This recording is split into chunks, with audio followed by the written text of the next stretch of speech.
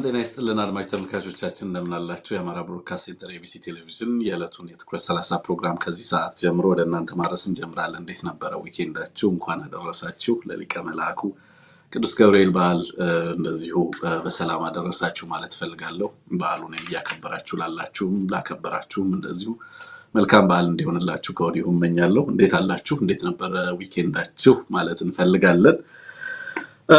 እንግዲህ በርከት ያሉ ሐሳብ አስተያየቶች ናቸው ከትናንትና ጀምሮ ሲደርሱን የነበሩት። ጌታነህ ፈለጠ ጌታነህ ፍላቴ ነው። ሰላም አርበኞቻችን፣ የፖለቲካ ሀሁ ብዬ የተማርኩበት የህዝብ ተቋም ኤቢሲ የትግል ፍሬያችሁ አጠቃላይ ትግሉን በአስተሳሰብን ጥራት እያሳደገው እና አገዛዙን ደግሞ ዘንቦ እንዳባራበት ውሃ ሙላት በማዳከም እየቀነሰው ይገኛል። ህልውናችንን በተባበረ ክንዳችን ሲል መልእክት ጽፎልናል። መልእክት ደርሶናል። በጣም እናመሰግናለን ጌታነህ። ኬዋይ ሰላም ብያለሁ። ኤቢሲ ቤተሰቦች ሀቅ ያለው ሰላም ብያለሁ። ሳም እንዴት ናችሁ? እንዴት ነው? ዋለም ሰላም ነው። አማኑኤል ግርማ የዘውትር አድማጮቻችን ያው እናንተ ሁሌም አላችሁ በሚል ነው። እንግዲህ ልዩ ፋክት ሰላም ብያለሁ። ትንቢት እንዴት አለሽ? ኢትዮ ሰላም ነው። ሱደይ ሰይድ ሰላም ብያለሁ። እንዴት አላችሁ ማለት ፈልጋለሁ። ከሞቃዲሾ እስከ ሱዳን ድረስ እንግዲህ ያለው አሁን ናይሮቢንም ጨምሮ በርካታ ዴቨሎፕመንት ነው ያለው። ዛሬ እየወጣ ያለ ነገር ማለት ነው። በፋኖ በኩልም በርካታ ጉዳዮች አሉ። አርበኛ ዘመንን በተመለከተም እንደዚሁ አገዛዙ በጣም በተለየ መንገድ አርበኛው ላይ ትኩረት ለማድረግ ጥረት ሲያደርግ እየተመለከትን ነው። የፕሮፓጋንዳውን ሚዛን እየደፋ ነው ያለው አርበኛ ዘመነ። ለምንድን ነው የሚለውንም ዛሬ እናነሳለን። እንግዲህ በኩርሙክና በጌሰን በኩል ጦርነት ይጀምራለሁ እያለ ነው የሱዳን አርሚ። እሱም ምን ማለት ነው፣ አንድምታው ምንድን ነው ማለት ነው የሚለውን እናያለን። በሌላ መንገድ በኢትዮጵያ በኩል ጦርነት ይጀምራለሁ ነው እያለ ያለው። የኢትዮጵያ መንግስት ጦርነቱን ሪጅናላይዝ ቀጠናዊ ያደረገው፣ ሱዳኖች ደግሞ ዓለም አቀፋዊ ኢንተርናሽናላይዝ ያደርጉት ነው ጦርነቱን። ገብተህበታል። አብይ አህመድ የገባበት ጦርነት ነው። ምንም ማድረግ አንችልም። ኢትዮጵያ ሳትፈልግ በቀጠናዊ ጦርነት ውስጥ በዓለም አቀፋዊ ጦርነት ውስጥ ተጎትታ እየገባች እንዳለች በተደጋጋሚ ለማስጠንቀቅ ሞክረናል። እንግዲህ እንደዛ እየሆነ ነው ያለው። ዛሬ ሱዳን ትሪቢዩን ያስነበበው ነገር በጣም አስደንጋጭ ነው። ጦርነቱ ኢትዮጵያን ኢንሰርክል እያደረገ እንዳለ ግልጽ ማሳያዎችን ይዞ የመጣ ነው። አስደንጋጭ የሚሆነው ለአገዛዙ ነው። የኢትዮጵያ ህዝብ ኦልሬዲ ጦርነት ውስጥ ነው ያለው። ሰው በጎርፍ ላይ ጎርፍ መጣ ቢሉት ምንድን ነው የሚለው? ግን አደገኛ ነው። ኤኒዌይ እናነሳዋለን እሱንም። ኤርትራን የሶማሌላንድን ጉዳይ በተመለከተም እንደዚህ ኤርትራ መግለጫ አውጥታለች። አስገራሚ መግለጫ ነው ያወጣችው በዲፕሎማሲ ቋንቋ ማለት ነው። እሱንም እንመለከታለን ዛሬ። በቀን 15 አማራ ገላለው የሚሉ ደግሞ ኦህዴዶችን እየተመለከትን ነው።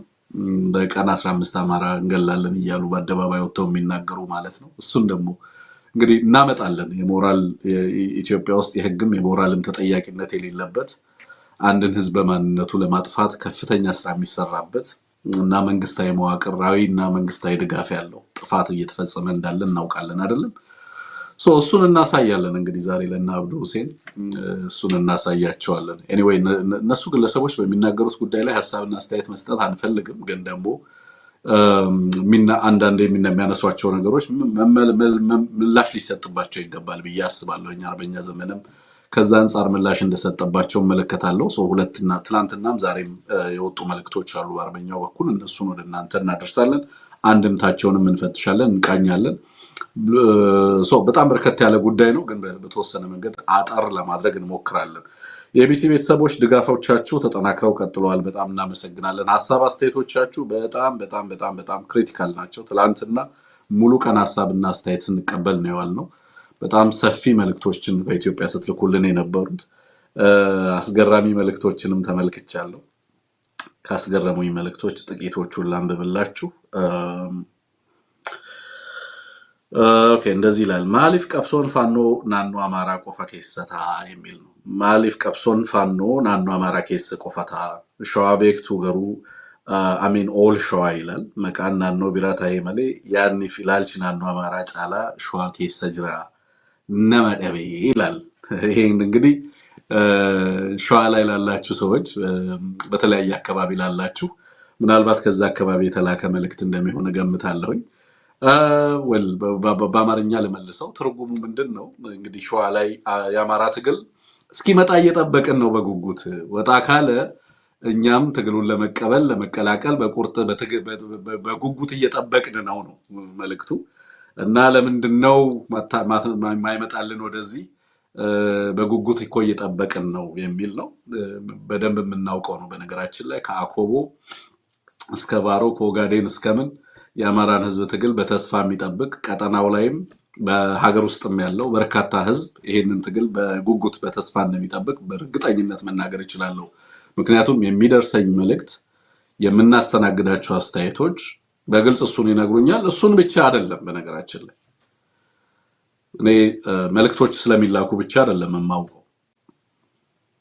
ኢትዮጵያ ውስጥ በተለያዩ አካባቢዎች ላይ እንደሰራ እንደኖረ ሰው ይሄ ትግል ለኢትዮጵያውያን ከአማራው አልፎ ለኢትዮጵያውያን ምን ማለት እንደሆነ ሳንነጋገር ኢትዮጵያውያን እንግባባበታለን። ምን ማለት እንደሆነ ይሄን ትግል የማይደግፍ ኢትዮጵያዊ ካለ በቀጥታ በብልጽግና ፔሮል ደሞዝ የሚቀበል ብቻ ነው የሚሆን የፋኖን ትግል የማይደግፍ ሰው። ሌላ ምንም ምክንያት አይኖረው። እያንዳንዱን ነገር ማምሳት ይችላል በሁሉም ዘርፍ ማለት ምን አማራጭ አለውና ሌላ ምን ይጠብቃል? ከመደገፍ ውጪ ምን መፍትሄ አለው? ምን አማራጭ አለው? ያ ብዙ ጊዜ ድጋፉን ሊያሳይ የሚገባው ለምሳሌ በተለያዩ አካባቢዎች ላይ ህብረተሰቡ አመጽ ወይንም የተለያዩ አይነት ለምሳሌ የእምቢተኝነቶች በማድረግ ተቃውሞውን በማሳየት ነው አገዛዝን መቃወም ያለበት የሚሉ ሰዎች አሉ። ለምሳሌ ኬንያ ላይ እንደዚህ አይነት ችግር ቢያጋጥመው የኬንያ ህዝብ በዚህ አይነት መንገድ ምላሽ አያደርግም። ለምሳሌ በቅርቡ እንኳን የተደረገውን ውል ተመልክታችሁታል አይደለም? የጤና የሄልዝ በአሜሪካና በአብይ አህመድ መንግስት መካከል የተደረገው በሌሎችም አካላት መካከል ኬንያውያን ፍርድ ቤት ውስጥ አቀረቡትና ስምምነቱን ለመቀልበስ ሞከሩ። ሌሎች ቦታዎች ላይ ግን ጠንካራ የሲቪክ ማህበራት የሌላቸው ሀገራት ላይ ጠንካራ ማህበራት የሌሏቸው ጠንካራ የፖለቲካ ፓርቲዎች በተለይ ተቃዋሚ ፓርቲዎችና በአገዛዙ መካከል ድንበር ማበጀት በማትችልባቸው እንደ ኢትዮጵያ ባሉ ሀገራት ይሄን ነገር ማሰብ አትችልም። በሌሎች ሀገራት ግን ቢያንስ እያንዳንዱ ስምምነት ዓላማው ምንድነው?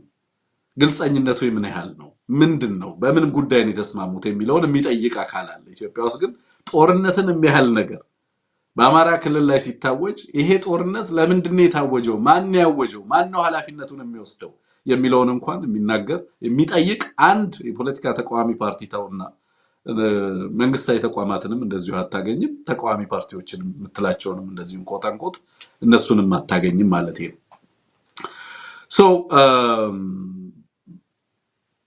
የኢትዮጵያ ህዝብ በሁሉም ዘርፍ በኢኮኖሚም በለው በፖለቲካም በለው በታወጀበትም ጦርነት በለው በሰላም እጦቱም በለው አጠቃላይ ሀገሪቱ ውስጥ ያለው የፋሽስትና አፓርታይድ ስርዓትን በተመለከተ የሚመለከተውና የሚታዘበው ምድሩም ሆነ ሰማዩ ለውጥ እንደሚያሻት ያቺ ሀገር በግልጽ ይናገራል።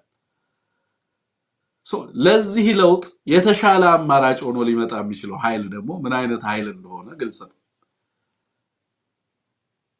ለምሳሌ ፋኖ ኃይል እንዳልኩት በትርክት ደረጃ ከዚህ በፊትም ስንል እንደነበረው ኢትዮጵያ ውስጥ ካሉ የተለዩ ሌሎች ኃይሎች የተለየ አማራጭ ይዞ የመጣ ኃይል ነው።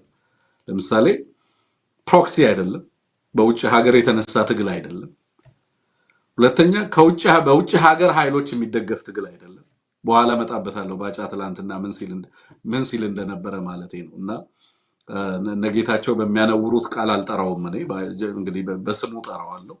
አትሊስት ማለት ነው ጦርነት ውስጥም ብንሆን ህዝባችን ላይ ጦርነት የታወጀም ቢሆን ሰዎችን እና ግለሰቦችን አድሬስ ስናደርግ በተቻለ መጠን ከስሜት ወጥተን ምክንያታዊ ለመሆን ጥረት እናደርጋለን።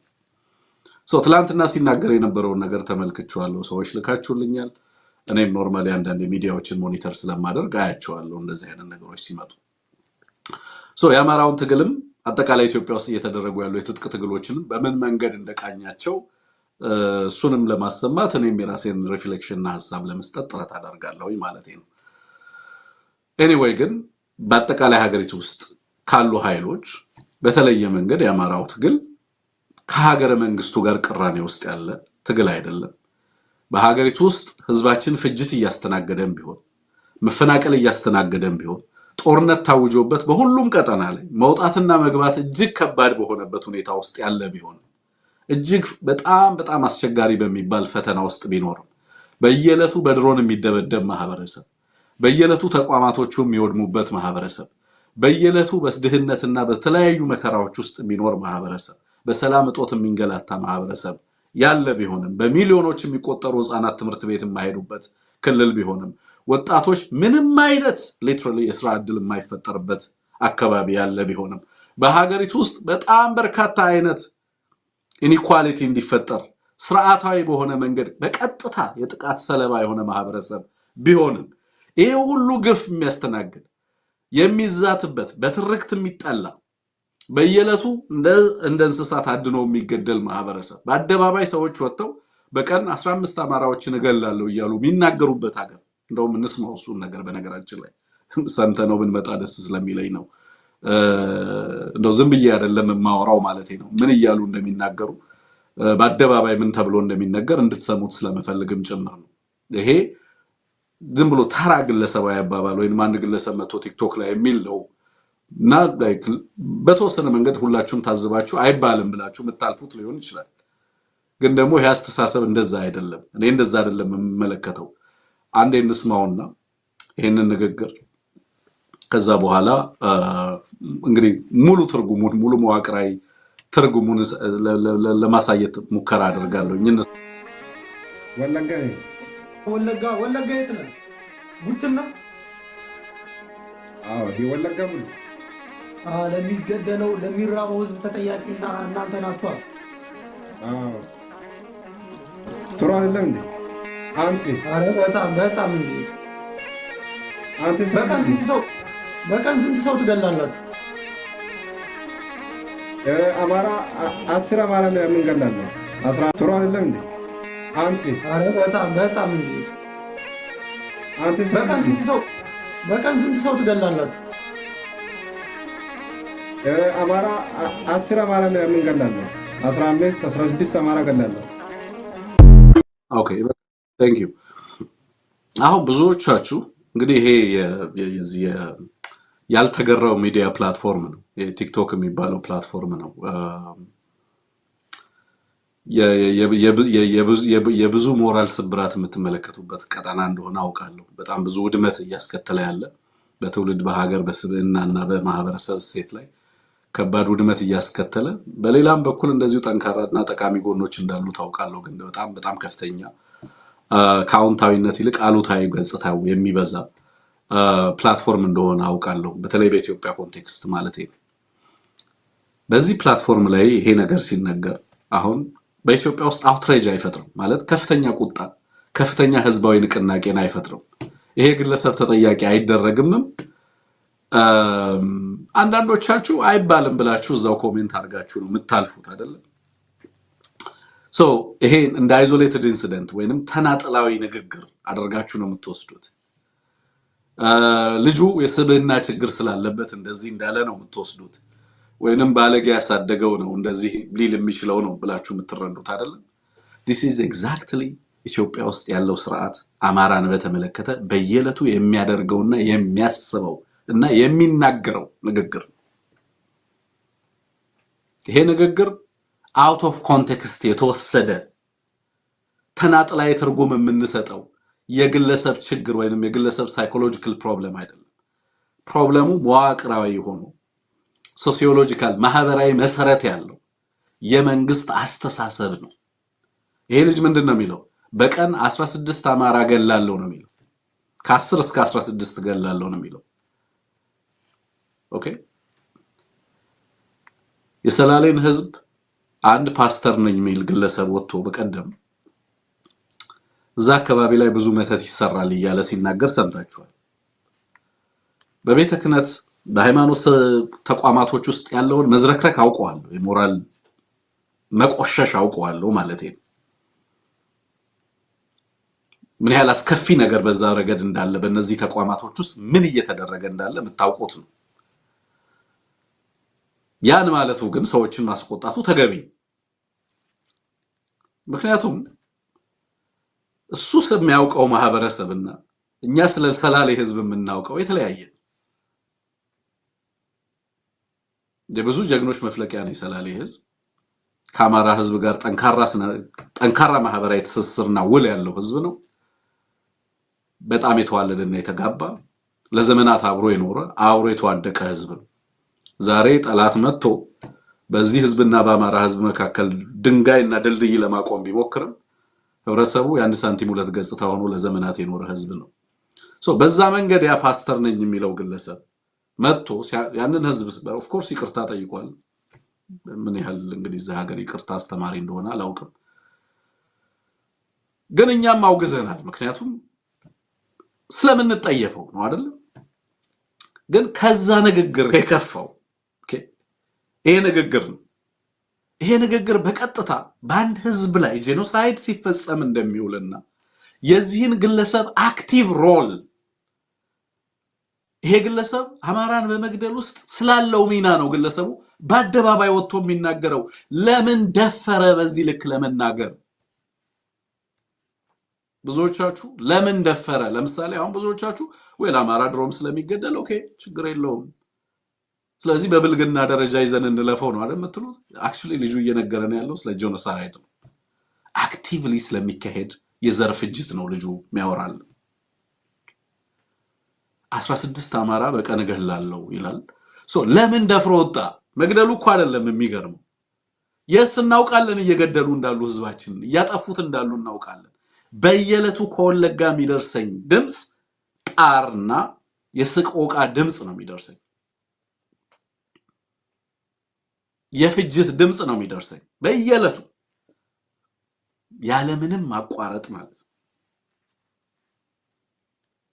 ግን እሺ ወለጋ ላይ የሚገደለው ህዝብ በማንነቱ ጄኖሳይዱ ብርቅ አይደለም ማለት አማራን መግደል ኢትዮጵያ ውስጥ ህግ ነው ኖርም ነው የመንግስት ተግባር ነው ጀነራሎቹ ማታ ወደ ቤታቸው የሚመለሱት ቀን አማራን ሲገድሉ ውለው ነው they just return back home after killing Amhara you know የአማራን ህፃናት ሲገሉ ይውሉና ኮከብ ደርድረው ትከሻቸው ላይ ማታ ወደ ቤት ይመለሳሉ በቀጥታ የጀነራሎቹም የመንግስት መዋቅር ውስጥም ያሉ አካላት ስራቸው አማራን መግደል ሆኗል ኦኬ ይውላችሁ ስራቸው ህግ ማስከበር ነው የሚሉት እነሱ በትክክለኛ ስሙ እንጥራው ስሙ አማራን መግደል ይባላል በቀን ሲገድሉ ውለው ማታ ወደ ቤታቸው ይመለሳሉ ምን ስራ እንዴት ነበር ሲባሉ ስራ ቆንጆ ነው ብለው ሪፖርት ያደርጋሉ ስራ ቆንጆ ነው እንዴት ነው በሚቀጥለው አመት እቅዳችሁ በሚቀጥለው አመት የተሻለ ሰላም ለማስፈን የተሻለ ግድያ እንፈጽማለን ነው የሚሉት that's exactly በየቀኑ የሚሰሩት ስራ እሱ ህዝብን ስሎተር ማድረግ ህዝብን መግደል ነው ስራቸው ስለዚህ አሁን ጀነራሎቹ የኢትዮጵያን ወታደር አሰልጥነው በኢትዮጵያ ወታደር ስም የሚያሰማሩት አንድን ህዝብ አድኖ እንዲያጠፋላቸው ነው ስለዚህ ስራቸው ኦኬ ተቋም ከመገንባትና ከመምራት ወጥቶ አንድን ህዝብ ወደ አድኖ መግደል ተሸጋግሯል ስራቸው በዚህ ስሙ ነው ልንጠራው የሚገባው ምን ያህል ገላችሁ አላችሁ በሶስት ወር ውስጥ አፈጻጸማችሁ ምን ይመስል ነበር ስንት ገደላችሁ ተብለው ነው መጠየቅ ያለባቸው ይሄ ልጅ አፈጻጸሙን እያወራ በአደባባይ ወጥቶ ሪፖርት እያቀረበ ነው ምን አለ በቀን ከ15 ከ10 እስከ 16 አማራዎችን እገላለሁ እና ጥሩ አይደለም ወይ ይሄ ይላል he's talking about efficiency exactly German happen ያደረገው ይሄ ነው ናዚዎች ይሄንን ያደረጉት ናዚዎች ኦሽዊዝን መፍጠራቸው ብቻ አልነበር ኦሽዊዝ ውስጥ ያመጧቸው ሳይንቲስቶች የተሰጣቸው አሳይመንት በፍጥነት ሰዎችን እንዴት ማትነን ትችላላችሁ የሚል አሳይመንት ሊሰጣቸው ለሂቃኑ ሳይንቲስቶቹ ያንን ለመፈጸም ነበር የሚተጉት የአብይ አህመድ ጀነራሎች ይሄንን ለማስፈጸም ባጫጻፍኩም ይለው መጽሐፍ ስለዛ ኤፊሺየንሲ ነው በኋላ ላይ መጣበታለሁ በቀደም ፕሮግራም አውርቼበታለሁ ግን ትላንትና ስለተናገረ በተለይ ምክንያት የለውም ኢትዮጵያ ውስጥ ያለው የታጠቀ ኃይል ምክንያት የሌለው ኃይል ነው ስላለ ምክንያት እንዴት እንዳለን እና ምክንያታችን ምን እንደሆነ ላሳየው ሞክራለሁ just በምክንያት የሚያምን ከሆነ ማለት ነው ግን ይሄ ግለሰብ በአደባባይ ወጥቶ 16 ሰዎችን ገድያለሁ ሲል የምትሰሙት ተራ ንግግር አይደለም የዚህ ንግግር አንድምታ በሀገሪቱ ውስጥ አማራን መግደል ኖርማላይዝ ከመደረግ አልፎ የፐብሊክ ዲስኮርስ አካል ነው ያለምንም ሞራልና የህግ ተጠያቂነት ሰዎች በአደባባይ ወጥተው ሪፖርት የሚያደርጉት ነገር ሆኗል ማለት ነው ይሄ ለአማራው ምን ማለት ነው የኔ ጥያቄ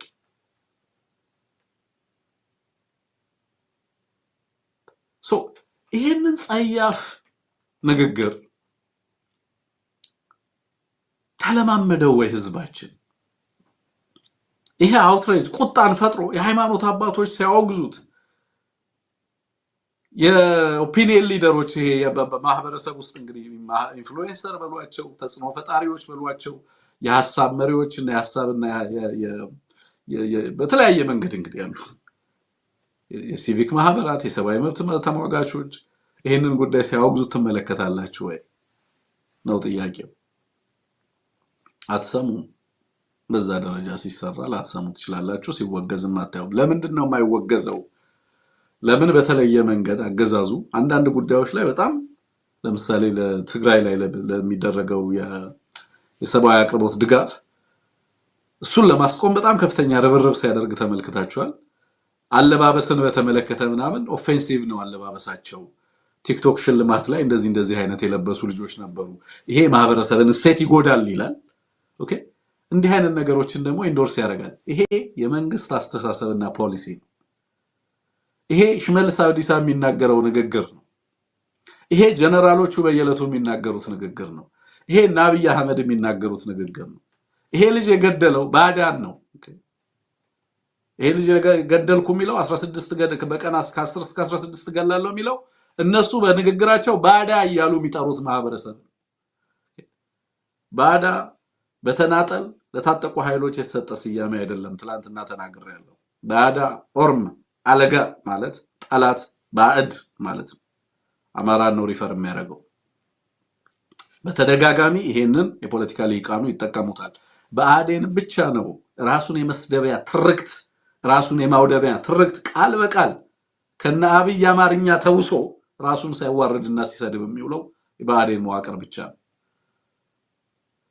ይሄ ልጅ በአደባባይ ወጥቶ በዚህ ደረጃ በቀን 16 አማራ አንድ ግለሰብ ከገደለ ኦኬ እናንተ ደግሞ አስሉት የሚያወራው በነገራችን ላይ ስለ ጄኖሳይድ ነው አሁን ጄኖሳይድ ምንድነው የሚለው ነገር በጣም ብዙ ሰው ኮንትሮቨርሻል ሆኖበት ኦኬ ኢትዮጵያ ውስጥ ገለጥ አድርጎ እኮ አንዳንድ ሁለት ገጽ እንትኖችን ቢያነብኮ ጄኖሳይድ ምን እንደሆነ ይረዳዋል ጄኖሳይድ is not about number ምን ያህል ሰው ገደልክ አይደለም ጄኖሳይድ ቁጥር አጠፋ አንድ ሰው በማንነቱ ምክንያት ታርጌት ከተደረገ ዳስ ጄኖሳይድ አንድ ሰው በማንነቱ ምክንያት ከተገደለ አማራ በመሆኑ ከተገደለ ክርስቲያን በመሆኑ ከተገደለ ሙስሊም በመሆኑ ከተገደለ በማንነቱ ምክንያት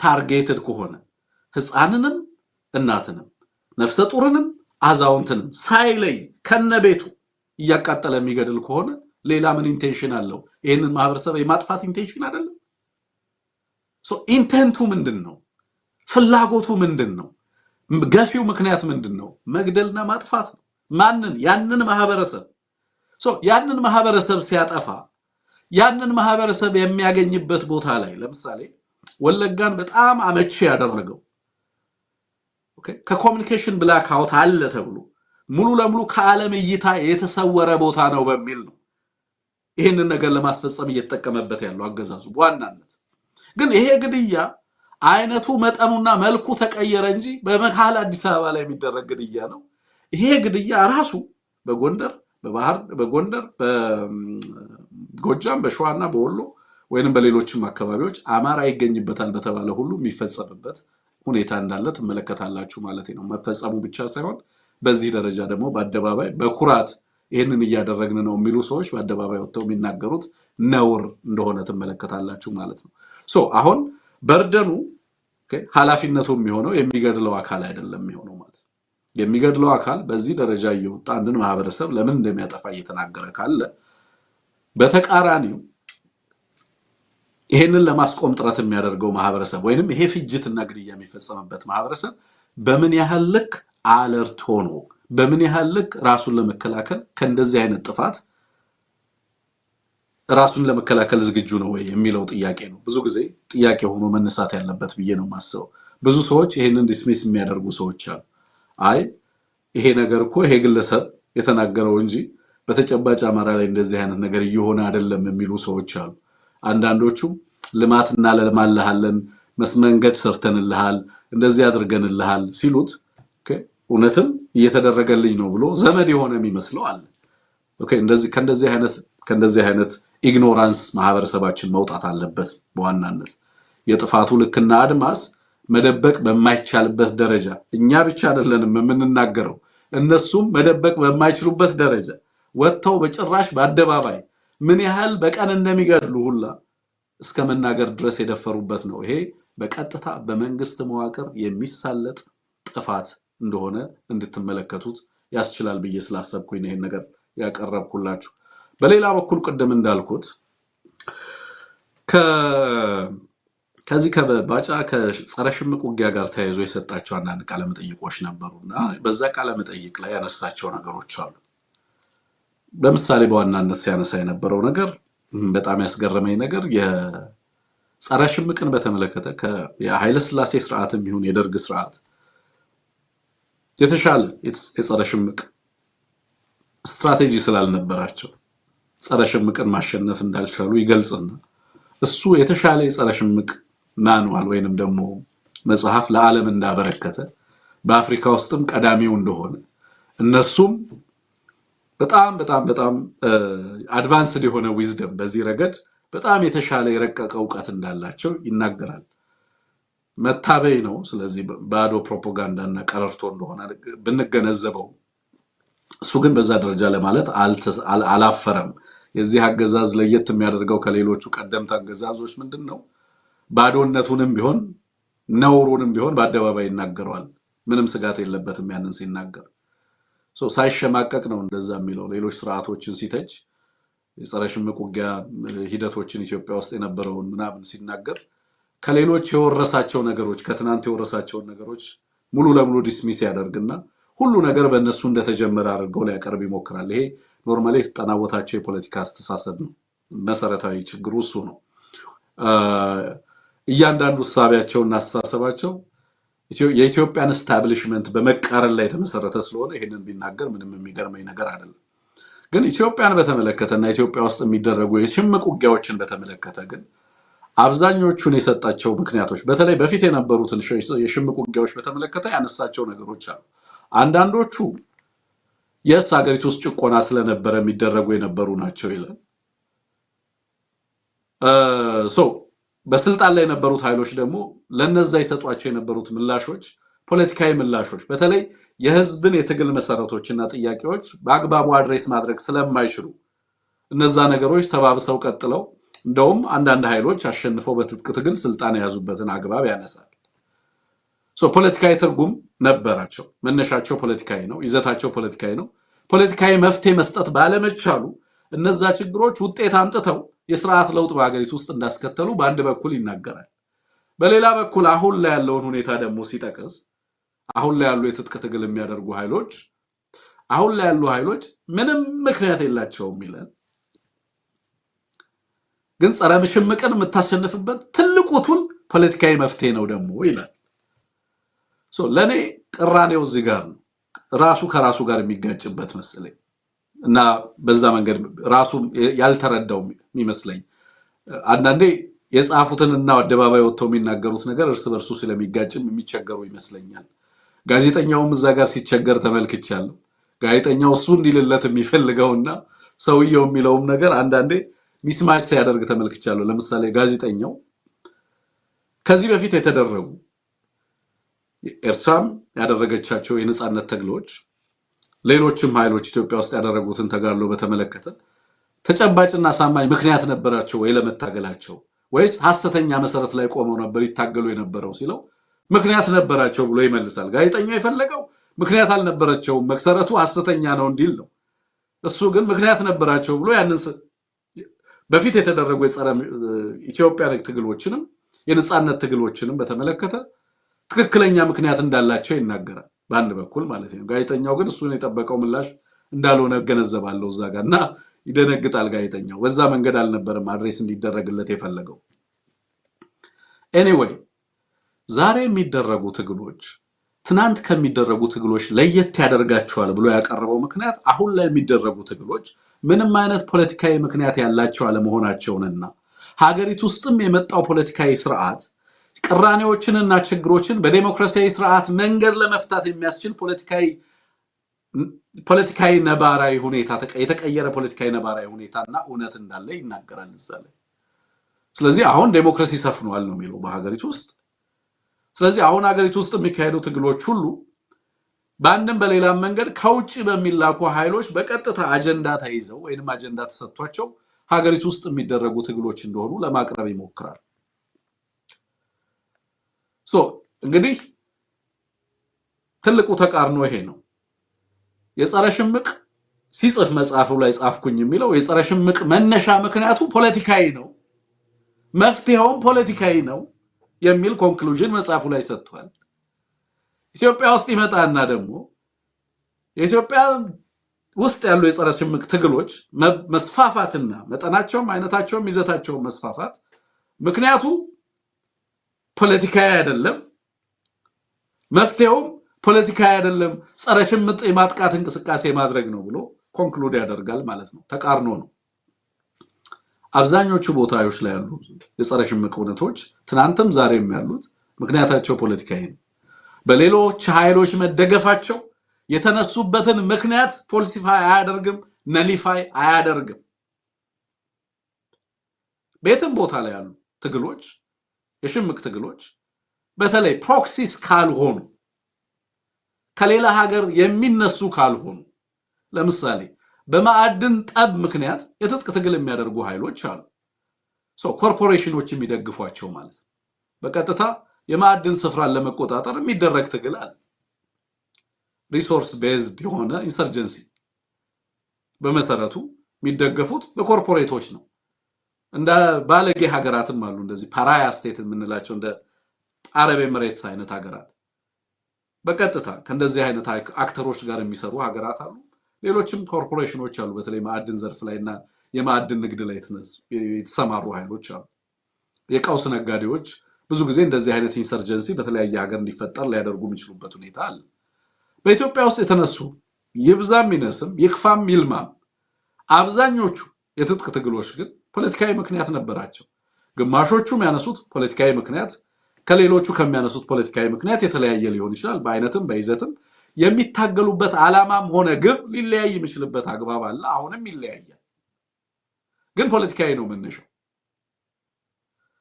መነሻቸው ፖለቲካዊ አይደለም ብሎ ዲስሚስ ካደረገ በኋላ በመፍትሄ ደረጃ ጽፌ ያቀርብ ያለው በሚለው መጽሐፍ ውስጥ አመላከትኩት የሚለው መፍትሄ ላይ ግን ሲመጣ መፍትሄው ፖለቲካዊ ምላሽ መስጠት ነው ይላል ጥያቄያቸው ፖለቲካዊ ካልሆነና ፕሮክሲስ ከሆኑ በሌሎች ኃይሎች ኢምፖዝ የተደረገ ኢንሰርጀንሲ ከሆነ ፖለቲካዊ መፍትሄ ብትሰጠውም ባትሰጠውም መፍትሄ ልታበጅለት አትችልም ማለት የአማራውን ትግል በተመለከተ ስለሌላው መናገር ሌላው ስለሚናገር የራሱ ልሂቅም ስላለው ስለአማራው ልናገር የአማራው ትግል ፕሮክሲ አይደለም በሌሎች ኃይሎች በውጭ ኃይሎች የሚደገፍ ሳይሆን በራሱ በአማራ ህዝብ የሚደገፍ ነው ለምንድን ነው የሚደገፈው መደገፉን ማሳያ እናንተ ራሳችሁ በቅርቡ ሰሞኑን ህዝቡን ሰብስባችሁ ስታወያዩ እና ለህዝቡ የመፍትሄ አመንጪ አድርጋችሁ ስታቀርቡ ህዝቡን ምንድነው ስትሉት የነበረው መክረ ወደ ቤት አስገባቸው አንተ ነህ የደበካቸው የዚህ ትግል ስንቁም ትጥቁም መረጃው ምላሳችሁ ይረፍ ይያለ አረጋ ሲናገር ነበር ለማ ለአርሶ አደሩ ለህዝቡ ምንድነው ይሄ ሚነግረህ የሚደረገው ትግል ህዝባዊ ነው ማለት አንድ ትግል መሰረታዊ የፖለቲካ ጥያቄዎችና ቅራኔዎች ከሌሉት ህዝባዊ መሰረት ሊኖረው አይችልም አንድ ትግል ህዝብን ማሳመን ከቻለ በራሱ የተሟላ ፖለቲካዊ ስብዕና ገንብቷል ማለት የአማራ ህዝብ ይሄን ትግል የተቀበለበት ሚዛን ትግሉን ኮዝለስ ነው ወይስ ኮዝ አለው? ምክንያት አልባ ነው ወይስ ምክንያት አለው? መሰረት አልባ ነው ወይስ መሰረት አለው የሚለውን ነገር እንድትረዳ እድል ይፈጥርልሃል ለማየት ከፈለክ ማለት ነው። ሶ yes አሁን ላይ ያለው ኢንሰርጀንሲ በዋናነት ኦፍ ኮርስ አማራው የሚያደርገው ኢንሰርጀንሲም አይደለም ፖፑላር ሪቮሉሽን ነው። ከኢንሰርጀንሲ በጣም የሰፋ ነው። ምክንያቱም ትግሉ አዲስ አበባ ዋሽንግተንም ለንደንም ነው። ኦኬ ለንደንም ነው። የእናንተ ሚኒስትሮች እና አመራርነን የሚሉ ግለሰቦች እንደፈለጉ ለንደን ላይ ስብሰባ ማካሄድ አይችሉም አይደለም? ለምንድን ነው ትግሉ በዚህ ደረጃ ዓለም አቀፋዊ ይዘትና ቅርጽ የያዘው? በዙሪያችሁ ያሉ ጠባቂዎቻችሁ የዚህ ትግል አካል ናቸው። በምትገቡባቸው መስሪያ ቤቶች ውስጥ ይሄ ትግል አለ። ፕሮባብሊ ቤቶቻችሁ ውስጥም ገብቶ ሊሆን ይችላል ትግሉ። በነገራችን ላይ ስኬሉ በጣም ሰፊ ነው ይሄ ትግል። የማታሸንፉት ለዛ ነው። እስር ቤት ውስጥ ትግሉ አለ። ዲጂታል ዓለሙ ላይ ትግሉ አለ። ማንኛውንም ስፔስ ፊዚካል እና ዲጂታል ስፔሱንም ተቆጣጥሮታል ይሄ ትግል። ምክንያት የለውም ለምን ትላለህ? አሚን ዶንት ቢ ካዋርድ ፈሪያቱ ኦኬ። የመጀመሪያው ትልቁ የብልጽግና ሽንፈት ስለዚህ ትግል የሚሰጠው ትርጉም፣ ለትግሉ የምትሰጡት ትርጉም ሁሉ ጊዜ የተዛባ የሚሆነው ደፋር ስላሉ ናቸው። የአማራ ህዝብ ትግል መሰረት ያለው ሰፊ ህዝባዊ ቅቡልነት ያለው በምንም አይነት መንገድ እናንተ ጥያቄዎቹ አድሬስ ካልተደረጉ በስተቀር ምንም አድርጋችሁ ልትሸፍኑት የምትችሉት እውነት አይደለም። ትግሉ ተጨባጭ ምክንያት፣ ተጨባጭ መነሻ፣ ተጨባጭ ግብ ያለው ነው። አንድም ቀን ይሄንን ጉዳይ በተመለከተ ሁለት ቃል ተናግረን አናውቅም። ይሄ ትግል የህዝብ ትግል ነው፣ አብዮት ነው። ትግሉ በለንደንም በፍራንክፈርትም በዋሽንግተንም በባህር ዳርም በመራዊም በጎንደርም በሸዋም በምስራቅ አማራም በመላ አማራ ባለበትም እና በቀጠናው ላይ የትግሉ ዓላማ መነሻም መድረሻም ግቡም ግልጽ ነው። ምክንያት አለው ብቻ ሳይሆን እጅግ በጣም ተቀባይነት ያለው ምክንያት፣ የእናንተን ሐሳብና ትርክት የተገዳደረ ምክንያት ነው ያለው። so the very existence of እናንተ የምትመሩትን ተቋም ጭምር ያሽመደመደ ፖለቲካል ፓራሊሲስ ውስጥ አገሪቱ እንድትገባ ያደረገ ሰፊ የህዝብ ዓላማ፣ ሰፊ የትግል ዓላማ ያለው ፈሪዎች ናችሁ የምለው ምክንያት ምንድነው? ፈሪዎቹ እናንተ ናችሁ የምልበት ምክንያት ምንድነው? የህዝቡን ተጨባጭ ጥያቄ አድሬስ ለማድረግ የሚያስችል ኦኬ ፖለቲካዊ መፍትሄ ለመስጠት አትደፍሩም። because የእናንተን ህልውና ይገዳደራል የአማራ ህዝብ ጥያቄ። የአማራን ህዝብ ጥያቄ አድሬስ ማድረግ ለእናንተ መሸነፍ ስለሚሆን፣ ስለዚህ ሁሌም የምትሰጡት ሁሌም የምታደርጓቸው ምክንያቶችና የምታቀርቧቸው ምክንያቶች የሐሰት ምክንያቶች ነው። ለምሳሌ ሁሌ የምትነሱት ዲስሚስ በማድረግ ጥያቄው ህዝቡ ምንም ምክንያት የለውም የሚያምጽበት፣ እኛ ዲሞክራሲ ያስፈነናል በሀገሪቱ ነው የምትሉት። ወል ጥያቄው እኮ የአማራ ትግል ብቻ አይደለም። ኖርማሊ ሀገሪቱ ላይ መሰረታዊ የሚባል ህገ መንግስታዊነት ፌል አድርጓል።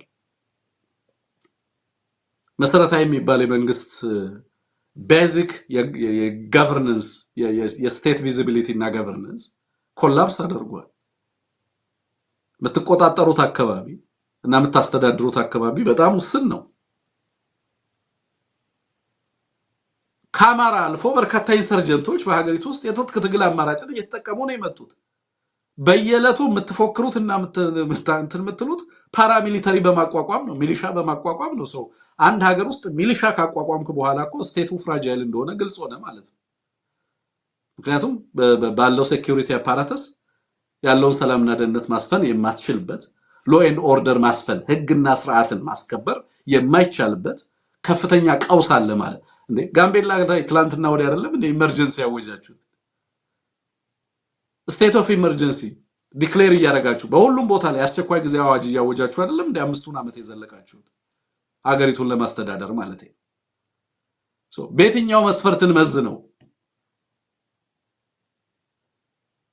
በየዕለቱ የምንሰማው ወደ ትጥቅ ትግል ገብተናል የሚሉ ኃይሎችን ቁጥር፣ ስፋት፣ መጠን ትላንትና ነው አፋር ላይ ሄደ ነገር ትላንት የኦጋዴን ነፃ አውጪ ግንባር ትላንትና ነው እያወጀ ያለው አይደል? ጋምቤላ ላይ ሌሎች የትጥቅ ኃይሎች እየተሰማሩ እየመጡ እንዳሉ ነው እየተናገሩ ያሉት አይደል?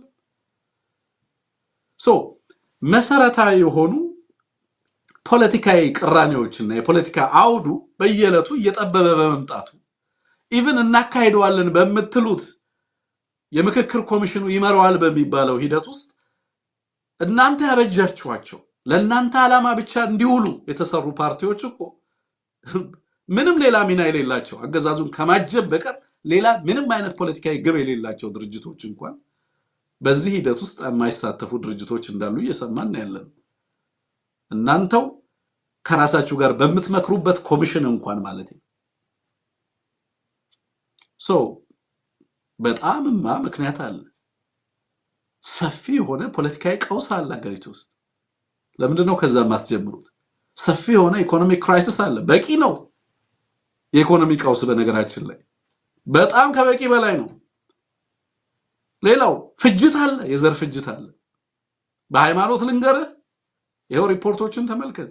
በሃይማኖት በብሔር ልንገርህ፣ ፍጅት ያልታወጀበት ብሔረሰብ አለ፣ ስጋት ያልገባው ብሔረሰብ አለ፣ ደህንነትና ሰላም ችግር ገጥሞኛል ማይል አለ። በጣም በርካታ ክራይሲስ፣ ኢንስቲትዩሽናል፣ ቢሮክራቲክ፣ ኮንስቲትዩሽናል፣ ሌጋል፣ በጣም በርካታ ዲፕሎማቲክ ክራይሲስ ገጥሟቸዋል። ኢንክሉዲንግ ፉድ ክራይሲስ፣ የምግብ፣ የህግ፣ የዲፕሎማሲ በሁሉም ረገድ እነዚህ ምክንያቶች አድሬስ እንዳይደረጉ ደግሞ ልሂቃኑን በማንነታቸው ሰብስባችሁ እስር ቤት ከታችኋል። እገነጠላለሁ የሚለው ፓርቲ አዲስ አበባ ላይ ተፈቅዶለት ቁጭ ብሏል አለ እንደማሳየ ዳውድን አነሳና ማለት ነው። በፓርላማ ተመርጠው የገቡ የአማራ ልጆች እኮ እስር ቤት ነው ያሉት። ከእግራቸው ከሰውነታቸው የሚወጣውን ደም እንኳን ለማቆም የሚያስችል በቂ ሕክምና መሰረታዊ ሕክምና በአገራቸው ማግኘት እንዳይችሉ አድርጋችሁ በእስር ቤት ጠባቂዎች፣ ኢንስፔክተሮች በማንነታቸው ምክንያት በየዕለቱ ህሊናን የሚያደማ ስድብ ሰድቧቸዋላችሁ። አማራዎች ስለሆኑ ማለት ነው። ለኛ ምክንያቶቻችንን ለማስረዳት አይደለም። በነገራችን ላይ ፈሪዎች ስለሆናችሁ ምንም አይነት መፍትሄ እንደማታመጡ ለመናገር ነው። የጻፍከውን መጽሐፍ ምንም ዋጋ ያመጣም ለማለት ነው። ማለት የለውጥ በእርግጥም ፋንዳሜንታል ቼንጅ እንዳያመጣ አይደለም። ካንተ የተሻለ መጽሐፍ የጻፉ በኢንሰርጀንሲ ላይ አሉ። ግን ቢያንስ ስታወራ ሀገሪቱ ውስጥ የሚደረጉ ትግሉም ፖለቲካዊ መፍትሄ ነው የሚፈልገው ኢንሰርጀንሲ ብለህ ተናግረህ እንደገና ደግሞ ሀገሪቱ ውስጥ ያሉ ኢንሰርጀንቶች እና ሀገሪቱ ውስጥ ያሉ ግጭቶች ወይንም ደግሞ ጦርነቶች ፖለቲካዊ መፍትሄ አይደለም የሚለው ነገር እርስ በርሱ ስለሚጣረስ ኢትዮጵያ ውስጥ ያሉት አንዳቸው ምክንያት የላቸውም፣ እንደውም በሌላ ሀገር የሚረዱ ናቸው፣ የሚደገፉ ናቸው ምናምን የሚል መከራከሪያ ታቀርባለህ ማለት። እንደዚህ አይነት ሰፊ ትግል ሚሊዮኖችን የሚያሳትፍ ትግል ከፍተኛ የሆነ የህዝብ ቁጣንና ቅራኔን የፈጠረ ትግል የሀገሪቱን መቀጠልና ለመቀጠል ከባድ ጥያቄ ምልክት ውስጥ ያስገባ የቀጠናውን ሰላም ጭምር ያናጋ ዛሬ ሱዳን ላይ ቀደም እንዳልኩት በኩርሙክና በጌይሰን በኩል ጦርነት እንከፍታለን ራሳችንን ለመከላከል ብለው ሱዳኖች ዛሬ ሱዳን ትሪቢዩት ላይ ጽፈዋል። በብሉ ናይል በኩል ኢትዮጵያ መርሲነሪዎችን አደራጅታ ልትወጋን ነው ብለው ራሳችንን ለመከላከል ጦር እያዘጋጀን ነው ብለው ጻፉ። ኢንተርናሽናላይዝ ሊያደርጉት ጦርነቱን ማለት ነው። ሀገሪቱ ውስጥ ያለው ቀውስ እንዴት ፖለቲካዊ መሰረት የለውም ትላለህ? ለዚህ ነው ይሄ አገዛዝ ሁለት ነገሮችን ብዙ ጊዜ ደጋግሞ ሲናገር እሰማለሁ። አንደኛ የአማራውን ትግል ዲስሚስ በማድረግ ይጀምራል፣ መሰረታዊ ጥያቄውን በመካድ ይጀምራል። ሁለተኛ ግን አመራሩን ታርጌት በማድረግ በመግደል መፍትሄ ያመጣለው ብሎ ደግሞ ያስባል። እና ለመግደል በጣም ከፍተኛ ጉጉት አለ። በጣም ከፍተኛ በህዝቡ ላይ መጀመሪያ ፍጅት በመፈጸም ህዝቡን ከሸማቂው ለየዋለን አሉ። አማራ ጥቃት ስንሰነዝርበት ይሳቀቀና ከታጋይ ኃይሉ ይለቀቃል። ስለዚህ የትግሉ አካል አይሆንም፣ ህብረተሰቡ እንደብድበው እናደህየው እናስርበው ብለው መጡ። የጸረ ሽምቅ አማራጫችን ይሄ ነው ብለው መጡ። በኋላ ላይ በጣም በከፍተኛ ደረጃ የአማራ ህዝብ ስነልቦና እንደዛ አይደለም። አማራን የምታውቁ ሰዎች ካላችሁ እንደዛ ነው። አማራ ከገደልክበት ይታረቀሃል? አይታረቀም። የአማራ ህዝብ ባህልና እሴት ከገዳዮች ጋር ማበረን አይፈቅድም። እንደውም ራሱ ኦሮሞ የሚለው ተረት አለው። ሐሉን አባ ፌቲ መለይ በከም ፌቱ ይላል አይደል? ኦሮሞ ኦኬ። አማራም እንደዛ ይላል።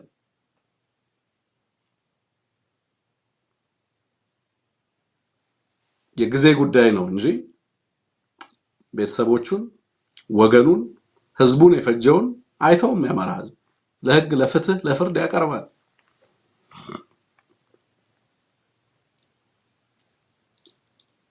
ለፍትህ ያቀርባል። እንደዛ አይነት ማህበረሰብ ነው። ስለዚህ በውድመት አማራውን ከትግሉ እንጥለዋለን አሉ። የባሰ ከትግሉ ጋር ፎርጅ ያደረጉት፣ ከትግሉ ጋር እንዲሰፋ ያደረጉት ማህበረሰቡ በየለቱ አማራው ላይ የሚያደርሱት ግድያ፣ ፍጅት ምናምን ህብረተሰቡ የበለጠ ሬዚሊየንት እንዲሆን፣ ይበልጥ ጠንካራ እንዲሆን፣ ይበልጥ ይሄንን አገዛዝ እንዲያውቅ፣ ይበልጥ ችግሩን የመጣበትን አደጋ ይበልጥ እንዲገነዘብ እድል ሰጠው። በጣም ቆሻሻ መንገድ ነው የተከተሉት።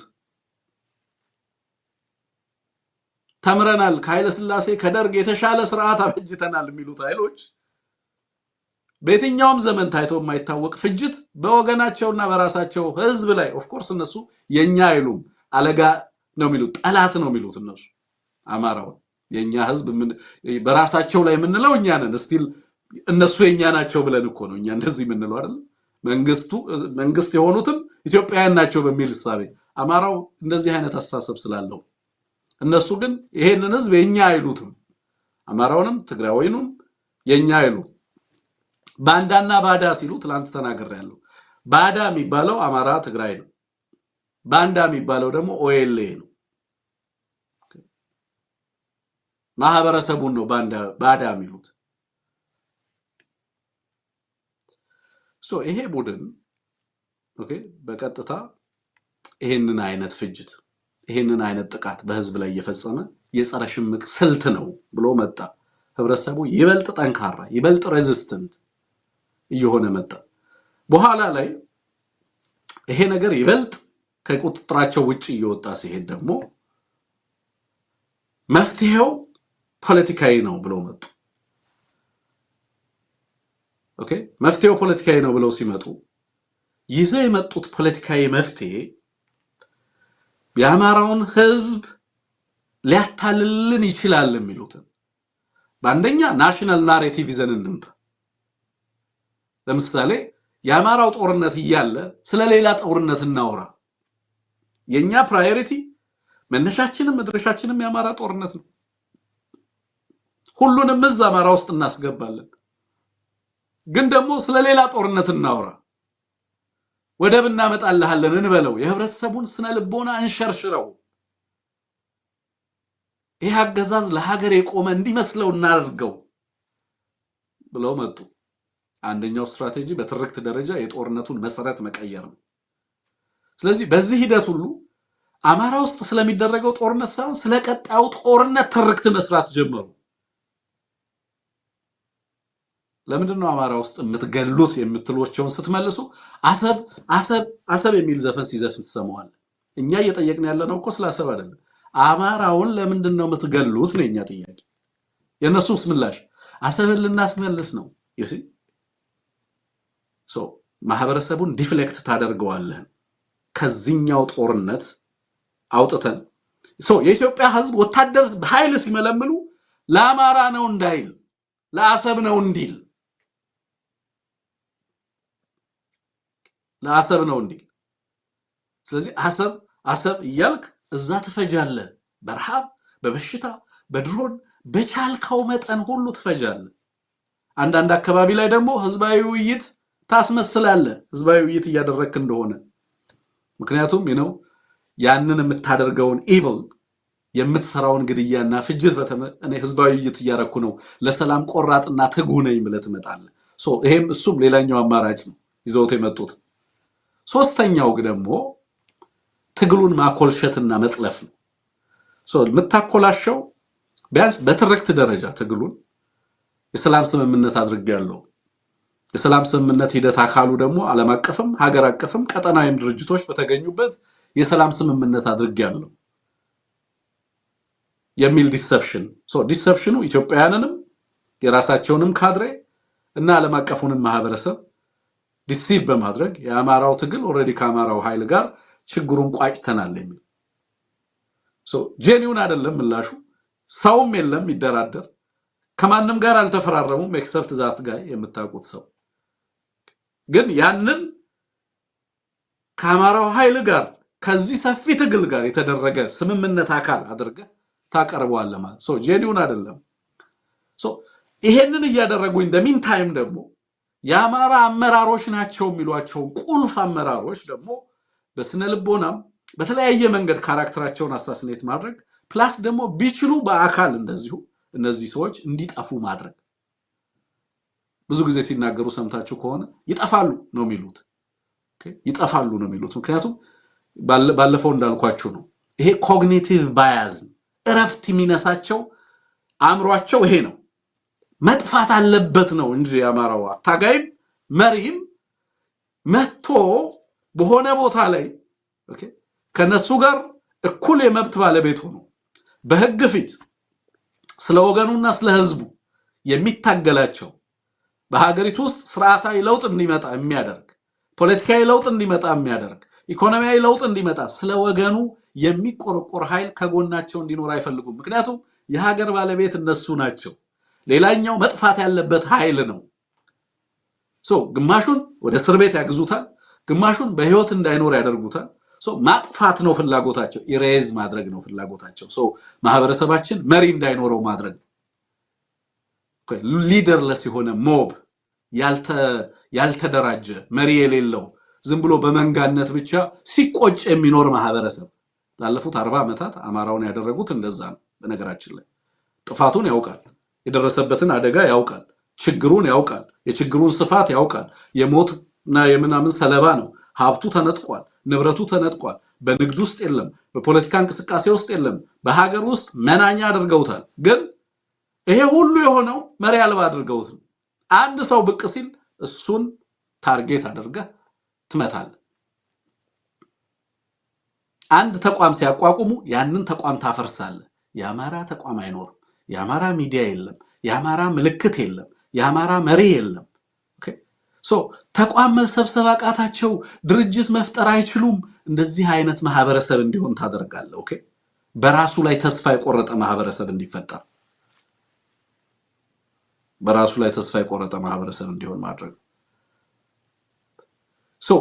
ሁሉንም የማጭበርበሪያ ስልቶች ሁሉንም የማወናበጃ ስልቶች ሁሉንም የጥፋት ስልቶች ይጠቀማሉ እያንዳንዱን ቢሮክራሲ ዊፐናይዝ ያደርጋሉ አማራው ላይ እያንዳንዱን የጤና ተቋሙን አማራን ለማውደም ይጠቀሙበታል ባንኩን አማራን ለማውደም ይጠቀሙበታል እያንዳንዱን ነገር ኢንክሉዲንግ ዲፕሎማሲ አማራን ለማጥቃት ይጠቀሙበታል እያንዳንዱን ነገር ወደ አማራ ማጥቂያነት ይቀይሩታል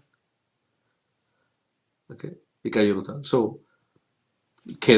ምክንያት የለውም ይሉሃል ጥቂት ጽንፈኞች ናቸው ይሉሃል ባዳዎች ናቸው ይሉሃል በውጪ ኃይሎች ነው የሚታገዙት ይሉሃል ልማት ነው የሚፈልገው ይሉሃል መማር አልቻለም ምናምን ይሉሃል ለትግሉ ዕውቅና መስጠት አይፈልጉም ለአመራሩ ዕውቅና መስጠት አይፈልጉም ያጋጠመውን ሰፊ ፖለቲካዊ ቀውስ አድሬስ ለማድረግ ድፍረቱ የላቸውም ፈሪዎች እነሱ ናቸው ጦር መስርቶ በዙሪያቸው ላይ ያንን ሁላ አዛስ ገብተው ሲተራመሱ በየለቱ ኮማንዶችን ያስመረቀ ከጫፍ እስከ ጫፍ ስሙ የናኘው የአዲስ ትውልድ ምልክትና ተስፋ የሆኑ አርበኞችን ፈሪዎች ሊሉ አይችሉም። ፈሪዎች አይደሉም። ሱዳን አይደለም ትጥቅ የጀመሩት፣ አፍንጫቸው ስር ነው ትግል የጀመሩት የአማራ መሪዎች። አፍንጫቸው ስር ሆስታይል በሆነ ኤንቫይሮንመንት ውስጥ በጣም በብዙ መንገድ ውስብስብ በሆነ ኮምፕሌክስ በሆነ ሲስተም ውስጥ ምንም አይነት ድጋፍ እንዳናገኝ የዲፕሎማሲ ተቋሙ ተይዞ ቀጠናችን ላይ አማራው ምንም አይነት እንቅስቃሴ እንዳያደርግ የፖለቲካ ልሂቃኖቹ ስብዕናቸው ተገፎ ህዝባችን ምኑ ተቋማት እንዳይኖሩት በተደረገበት ሁኔታ ገቨርነንለስ የሆነ ማህበረሰብ በገቨርነንስ ቫኪዩም ውስጥ ያለ ህዝብ ያመራር ክፍተት ያለው ማህበረሰብ የፖለቲካ ልሂቅ የሌለው ማህበረሰብ በፖለቲካ በዚህ በገቨርነንስ ስትራክቸር ውስጥ ማለት ነው። በእንደዛ አይነት ሁኔታ ውስጥ የትጥቅ ትግል ለማድረግ ደቡብ ሱዳን ላይ ሳይሆን በሀገሩ ላይ ካገዛዙ ማርኮ ታጥቆ ጦር አደራጅቶ የህዝባችንን ትግልና የዚህን ትውልድ ጥያቄ መልሳለሁ ብሎ አፍንጫቸው ላይ ኃይል አደራጅቶ ትግል የጀመረውን ኃይል በፈሪነት ልትከሰው አትችልም። የደረደርከውን ኮከቦች አልደረደረም እሱ ነው። ኦኬ እናንተ ባለፉት ጊዜያቶች ብቻ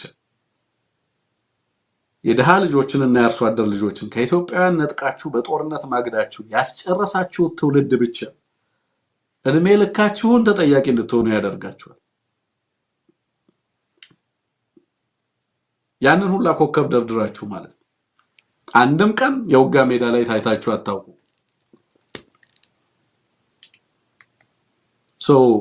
እነዚህ ሰዎች አርበኛ ዘመንን በተመለከተ ሰሞኑን በጣም በርካታ ነገር ነው የሚሰሩት። በጣም በርካታ አሉባልታ ነው፣ በጣም በርካታ ፕሮፓጋንዳ በልካ። በጣም የሚገርመኝ ነገር ምንድነው ለዘብተኛ የሚባሉትም ይሄንን መንግስት ስታብሊሽመንት ይቃወማሉ የምንላቸው በተለየ መንገድም ይሄንን አገዛዝ እንታገላለን የሚሉትም እንደግፋለን የሚሉትም እንቃወማለን የሚሉትም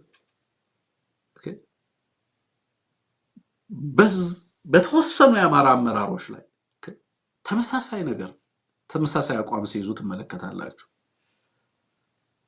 ምንድነው ችግሩ ካላችሁ በመሰረቱ ህመም የሆነባቸው ምንድነው ካላችሁ አማራ ምልክት እንዲኖረው አይፈልግም። ኦኬ ጨብሱ ይላል ደብሱ ይላሉ ኦሮሞዎቹ። ያው የኦሮሞ ልሂቃን ማለት ነው። መስበር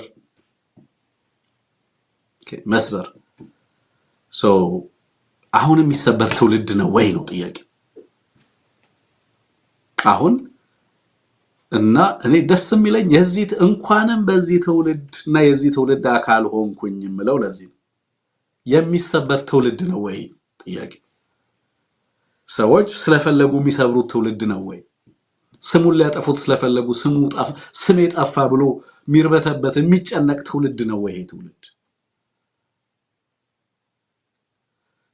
አርበኛ ዘመነ ካሴን ሲንግል አውት አድርገው በተለየ መንገድ ካራክተራይዝ ለማድረግ ሲሞክሩ አማራው ምንድነው የሚያየው ከዛ ጀርባ ነው ጥያቄ። ለምንድነው ምልክት ሊያሳጡህ የሚፈልጉት እንደ ህዝብ? የትውልዱን ካሪዝማ የትውልዱን ምልክት ማንሳት ለምንድነው የሚፈልጉት የሚለውን ነገር አማራው ራሱ ጠይቆ ለራሱ መልስ መስጠት ያለበት ጉዳይ ይመስለኛል። ምልክት አልባ ማህበረሰብ እንዲሆን ቢወከልም በጭንጋፎች እንዲወከል አማራን የሚመስሉ የማይመስሉ እሴቱን የማይመስሉ ታሪኩን የማይመስሉ ክብደቱን የማይመስሉ እሴቱን የማይመስሉ በገባሮች ገባር ትላንትና ወርቻለሁ። ገበሮ ምን ማለት እንደሆነ ገበሮ ማለት መገበርና ለሌላው መሰለፍ ብቻ አይደለም። ስሙንም መጠየፉ ማንነቱንም መጠየፉ ብቻ ሳይሆን ወገኖቹን ሊገድል የሚሰለፍ ማለት ነው ገበሮ ማለት። አማራ በገበሮች እንዲወከል ለምንድን ነው የሚፈልጉት? ይሄ ነው የኔ ምላሽ። የአማራ ትውልድም ሆነ የኢትዮጵያ ጣፈንታ አማራው ጄኒውን የፖለቲካ ውክልናና ተሳትፎ በሚያደርግበት ሂደት ውስጥ ብቻ እቺ ሀገር በሰላም የመቀጠል እድል አላት። አለበለዚያ የምትመኙትን ሰላም እንደዚሁ እንደቃዣችሁ ትኖራላችሁ እንጂ ሰላም አታሰፍኑ።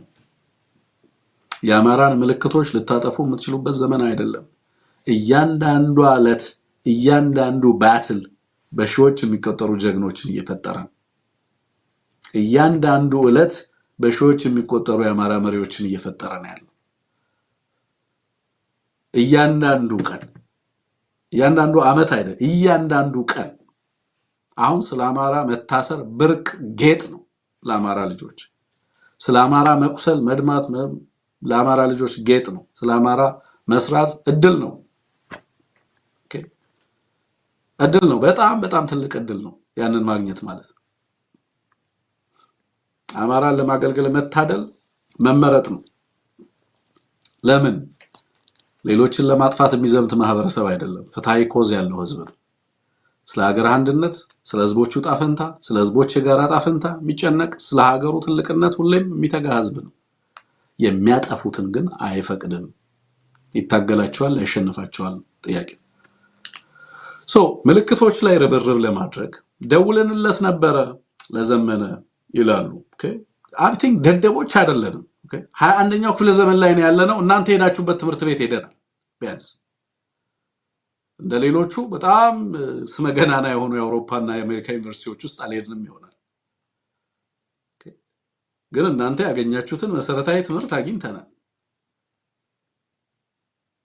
የምታወሩትንም የምታስቡትንም የምታደርጉትንም የምትመኙትንም እናውቃለን። ደውለንለታል ሲሉ በአማራው ትግል ውስጥ ይወላችሁ የአማራው ትግል ትልቁ ፈተና ትረስት ነው። ምክንያቱም ተቋም አልነበረው። ተቋም የሌለው ማህበረሰብ ደግሞ የተበተነ ነው። ኢንቴሌክቹዋል ኮንሰንሰስ እና ትረስት በልሂቃኑ ደረጃ መሰረታዊ የሚባባል መተማመን ለመፍጠር እንኳን የሚያስችል ሁኔታ አልነበረም። የት ተገናኝቶ ያቅና ነው የአማራው ልሂቅ የሚተማመነው? ስለዚህ ከገሌ ጋር ተደዋውለናል ሲል ጠላት መጥቶ ህብረተሰቡ ይደነብራል። ከነሱ ጋር ይደዋወላል እንዴ ምናምን ይላል ህዝቡ። የበፊቱ ማለት ነው። አሁን እንኳን አማራው የፖለቲካ ጠበብት ሆኗል ህዝባችን። እኔ ከአርሶ አደሮች የሚላክልኝ መልእክት እንዴት ፋሲኔት እንደሚያደርገኝ ልነግራችሁ አልችልም። ይሄን አገዛዝ እንዴት እንደሚመለከተው የአማራ አርሶ አደር እንዴት እንደሚመለከተው ይሄን አገዛዝ እንዴት እንዳወቀው ህዝቡ እንዴት እንደተገለጠለት ተደዋውለን ነበር ከአርበኛው ጋር ሲሉ እሱም በምላሹ አሳይቶናል።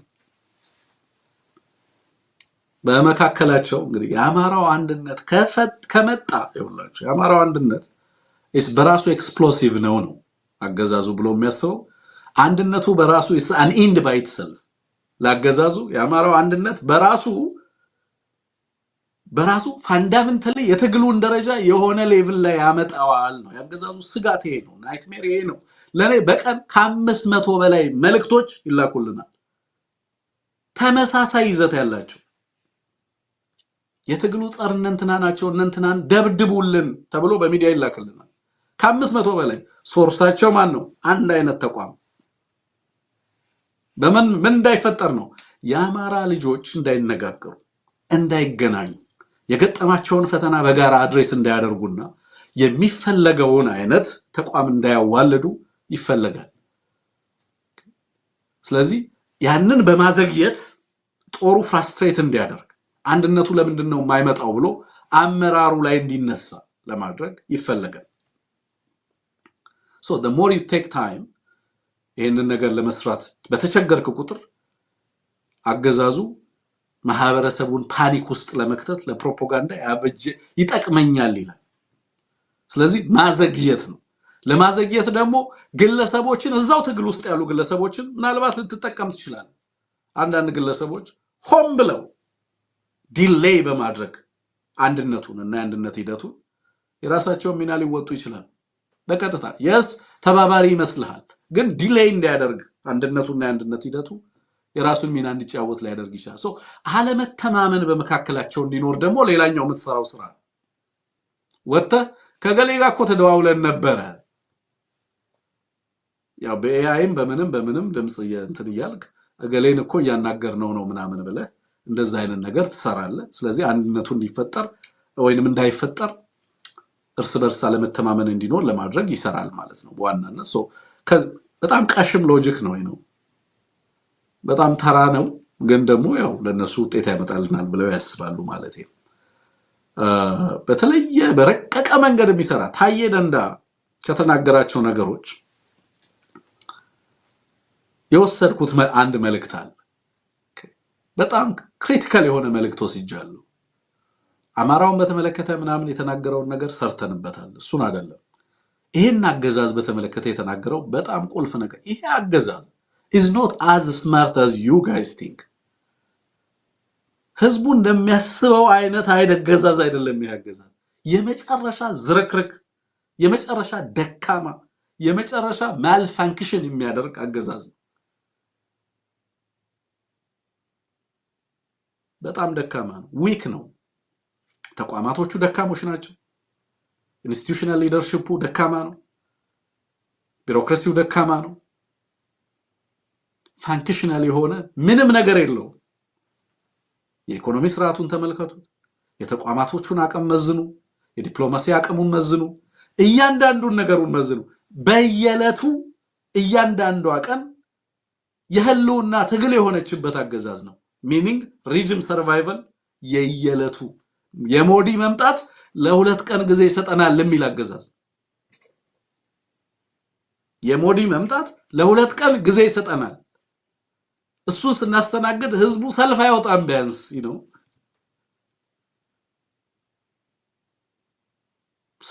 ከሞዲ ጋር ምን አደረጋችሁ ብትላቸው ረስተውታል። የዛን ቀን የኖሩበት በቃ ሁለት ቀን ለፕሮፓጋንዳ ፍጆታ ተጠቅመበታል። የሶማሌላንድን ጉዳይ በተመለከተ ለምሳሌ ምን ማድረግ እንዳለባቸው አያውቁም። because it just happened። ይሁላችሁ ቀጠናው ላይ ሶማሌላንድ እንደዚህ አይነት ነገር ሊከሰት እንደሚችል ባለፉት አንድ ወራት ሁለት ወራት በተለይ መረጃዎች ይወጡ ነበር። ከእስራኤል ይመጣል የሚለው በብዙዎች ዘንድ ያልተጠበቀ ቢሆንም መረጃ የነበራቸው አካላት ነበሩ። ግን ሌላ ሀገርም የሚጠበቁ ሀገራት ነበሩ። በተለይ ሁለት ሀገራት ስማቸው ነው ሜንሽን ማላረጋቸው ሀገራት ከነሱ ይመጣል ተብሎ ይጠበቅ ነበር እንዲህ አይነት ነገር። ግን ፕሪፔር ያላደረገ ቡድን ነበር፣ ምን መመለስ እንዳለበት የማያውቅ። ደስ ብሏቸው መጀመሪያ መሬቱን እናስመልሳለን ሶማሌላንድ ኤምኦዩ በቃ ወደ ተግባር ይገባል ብለው አሰቡ። ለካስ ያስቡት ደግሞ ሄደው አንካራ ፈርመዋል። ይኸውላችሁ ከሶማሌላንድ ጋር ኤምኦዩ መፈራረማቸው ብቻ አይደለም ስላቁ ሄደው የሶማሊያን ቴሪቶሪያል ኢንቴግሪቲ የማክበር ግዴታ ውስጥ ገብተው ፈርመው ነው የመጡት። ምን ማድረግ እንዳለባቸው አያውቁም። ኮንፊውዝድ ናቸው። ከዛ መጀመሪያ ደስታችንን እንግለጽ ወይስ ምንድነው ተባባሉ። መጨረሻ ላይ እናዘግየው ዓለም አክት እንደሚያደርገው ሲያዩት ዓለም አግሬሲቭሊ ነው ሪአክት እያደረገ ያለው የአፍሪካ ህብረትን ጨምሮ። በሉ በኢጋድ በኩልም እንደዚሁ የሆነ ነገር አድርጉ ተባለ። ምን ማድረግ እንዳለባቸው they don't know how to handle it። ለምን መሰላችሁ? ሶማሌላንድ ውስጥ ነው እነሱ የሚያስቡት አይደል? ኢትዮጵያ ውስጥ የዚህ ጉዳይ ኢፌክት ኢሚዲየትሊ ጋሸሞ የሚባል ሀገር አለ፣ ሃርሽን እና ሃርት ሼክ የሚባሉ ሀገራት አሉ ኢትዮጵያ ውስጥ። ኢሚዲየትሊ እነዛ አካባቢዎች ላይ ዌቭ ነው የመጣው። doesn't stop ሶማሌላንድ ላይ የሚቆም ነገር አይደለም። በምን እየተጫወቱ እንዳሉ በምን አይነት እሳት ውስጥ እንዳሉ አልገባቸውም። እዛ ቀጠና ላይ የሚያደርጓት ነገር በአሶሳ በኩል የሚያደርጓት ነገር ምን ሊያመጣ ይችላል የሚለው የገባቸው አይመስለኝም። ጎረቤት ሀገራትን ደጋግመው የዚህ ኢትዮጵያ ውስጥ የሚካሄደው ጦርነት አካል ለማድረግ በዛ ልክ መትጋታቸው ጦርነቱን ምን እያደረገው እንደሆነ አልተገነዘቡም። they regionalized the war። አሁን ደግሞ ሱዳኖች ኢንተርናሽናላይዝ አደረጉት ጦርነቱን። ጦርነቱ ከቀጠናዊ አልፎ ዓለም አቀፋዊ ቅርጽ እንዲይዝ ሊያደርጉት ሱዳኖች እያሰቡ እየሰሩ እንዳሉ ትመለከታላችሁ። ፈልገው ጎትተው ሀገራትን የጦርነቱ አካል የራሳቸው ኢንተርናል ክራይሲስ አካል ማድረጋቸው ጦርነቱን ምን አይነት ገጽታ እየሰጠው እንዳለ እንኳን ቁጭ ብለው ሊቃኖቻቸው በሀገር ላይ ምንድነው የሚያመጣው ትርክቶቻችን ቢያንስ በሀገርና በቀጠናው ላይ የሚሰጠው ትርጉም ምንድነው የስ ለሀገር ውስጥ የፕሮፓጋንዳ ፍጆታ ሊጠቀም ይችላል ግን ጦርነት ውስጥ ሌሎች ሀገራትን ጎትተ በትርክት ደረጃ ማምጣት ምን ማለት ነው ያውም ተጨባጭ ማስረጃ ሳይኖር የሚያመጣውን ጉዳት አልተመለከቱም በተመሳሳይ አሁንም አለመተማመን ለምሳሌ አፍሪካ ህብረትንና ኢጋድን እዛ ቦታ ላይ አምጥተው ሲያቆሙ ነገ ጄኒውን የሆነ ሪኮንሲሌሽን ይምጣ ቢባል ሀገሪቱ ላይ ኦኬ ኢትዮጵያ ውስጥ ያለውን ቀውስ በርካታ ኃይሎች በሽግግር ቢስማሙ አገዛዙ የተሸነፈ ሲሄድ የደርግ ጣፈንታ ይገጥመዋል ምንም ጥያቄ የለውም አይደል የሚያቀርበው ጥሪ ምንድነው ማንኛውንም ነገር ኮንሲድ ለማድረግ ዝግጁ ነኝ ይላል መጨረሻ ላይ ስኩዊዝ ያረከው ሲሄድ በጨመከው ቁጥርና ሚታፋው ነገር ሲያጣ ይከበባል ሲከበብ ህዝብ ሪቤል ያደርጋል በየቦታው ማይቆጣጠራቸው አካባቢዎች አሁን እየሆነው እንዳለው እየበዛ ይሄዳል የዛኔ ምን ይሆናል አገዛዙ ራሱን ማዳን ቀዳሚ ግብ ይሆንበትና ለምድርድር ዝግጁ ነኝ ይላል ለሽግግር ዝግጁ ነኝ ሲል ማንን ነው የሚልከው እነዚህን ተቋማት ነው የሚልከው ሪጂናል እና ቢያንስ በኮንቲኔንታል አርኪቴክቸሮችን ነው የምትጠቀመው የአፍሪካ ህብረትና ኢጋድ የዛኔ ግሬሺየስሊ አገዛዙ ሀገርንም ለማዳን ብለው መተው ስለ ድርድር ሌሎችን ኃይሎች አፕሮች አድርገው የሚነጋገሩበት እድል ነበር ማስረሻ ጋር አመጣቸውና ተቋማቱ በታጋዮቹም ዘንድ በቀጠናው ላይም ባለም አቀፍ ደረጃም የሚመለከቷቸው ታዛቢ ሀገራት ተቋማቱን እንዲታዘቧቸው አደረገ ዲስክሬዲት ያደረገው ራሱን ብቻ ሳይሆን የሰላም ሂደትን ብቻ ሳይሆን የተቋማቱንም ታሪክና ሬፑቴሽን ነው ያጠለሸው አሁን እነዚህ ተቋማት ምንም ሚና አይኖራቸውም ወደፊት በሚኖረው ኢትዮጵያ ውስጥም በቀጠናው ላይ በሚኖሩ ጉዳዮች ላይ በተለይ ኢትዮጵያ ውስጥ የሚመጣው የለውጥ ኃይል በቀጣይ የሚመጣውን ኃይል ማለት ነው አሁን ስላለው ሌባ መርሰነሪ አይደለም ማወራው ስለ ቀጣዩ ኃይል ግን ሌሎችን አርኪቴክቸሮች እንዲያስብ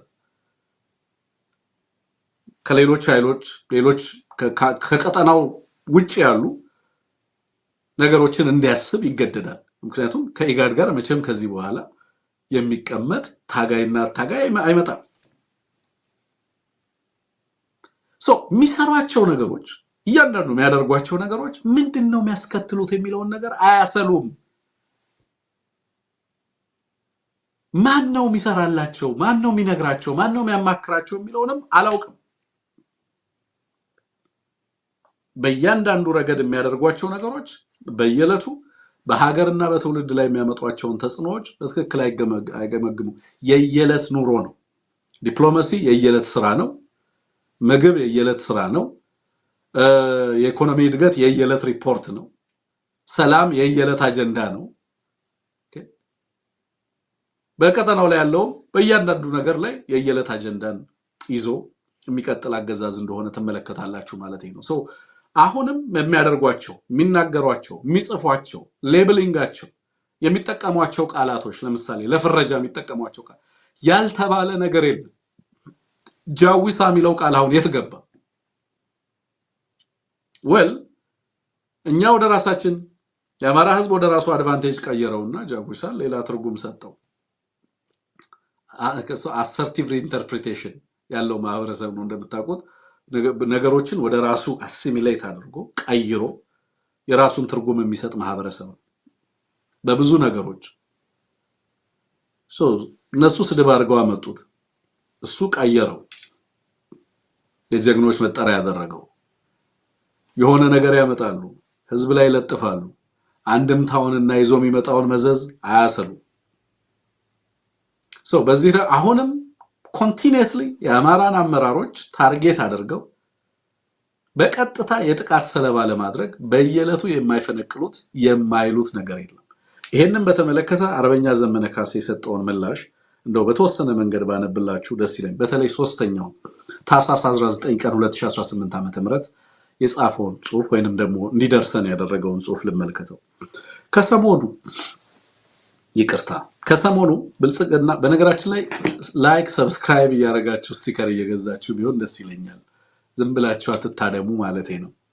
ሐሳብ አስተያየቶቻችሁንም ጻፉ፣ ስቲከርም ግዙ፣ የኤቢሲን ስራዎች አበረታቱ ማለቴ ነው። ከሰሞኑ ብልጽግና የተቀናጀ ጥቁር ፕሮፓጋንዳ ሲሰራ ከርሞ ወይንም ሲሞክር እየታዘብን ነው።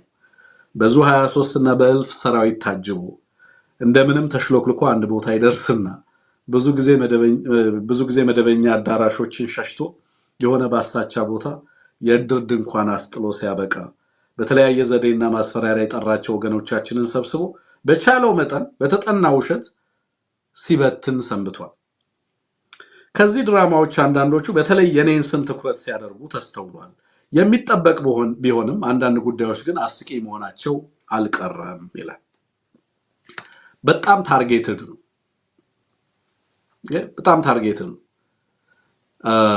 በጣም በርካታ አመራሮች ናቸው ያሉት እንደምታውቁት በአማራ ትግል ውስጥ በእያንዳንዱ አካባቢ ላይ ጦር አደራጅተው ሰፊ እዝ ፈጥረው ሰፊ ቀጠና ተቆጣጥረው የጠላትን አከርካሪ ሰብረው የህዝባቸውን ስነ ልቦና ከፍ ያደረጉ ይሄ ትውልድ በዚህ ትግል ላይ ተስፋ እንዲያደርግ ብቻ ሳይሆን መጪው ዘመን የተሻለ እንደሆነ እንዲያስብ እዛ ደረጃ ላይ ወደዛ እንዲመጣ ያደረጉ ሰፊ ስራዎችን የሰሩ አመራሮች ናቸው። ግን ነጥለው አርበኛ ዘመነን ለማጥቃት በጣም ከፍተኛ ርብርብ ያደርጋሉ። አይ ቲንክ አማራው በደንብ እየተገነዘበ የመጣ ይመስለኛል። መጀመሪያ ላይ እንትን ነበር ነው በተወሰነ መልኩ መደናበር ነበር እንዳልኳችሁ ለሂቁርስ በርስ አይተማመን በጣም አስከፊ ደግሞ የስነልቦና ጥቃት ይደርስም ነበር። እያንዳንዱ አመራር ስብዕናው ያልተገፈፈ የአማራ የፖለቲካ ሊቅ አላውቅም። በማን በራሳችን ጠላት የዚህ ፕሮፓጋንዳ ባለቤት ነው። ለማን ይሰጠዋል? ለራሳችን መዋቅር ይሰጠዋል። የራሳችን መዋቅር ደግሞ እንደየዘመኑ የባንዳነትና የተላላኪነት ስሜት ስላለው የራሱ ወገን ላይ ሲዘምት ሲውል ትመለከታላችሁ። በእስር ቤት ያሉ ወገኖቻችን ላይ ዘመቻ ያደርጋል። በእስር ቤት ያሉ ገና እስር ቤት ሆነው ሊደራደሩ ነው እያሉ የዛሬ 2 ዓመት ምናምን ሲዘምቱባቸው አስታውሳለሁ።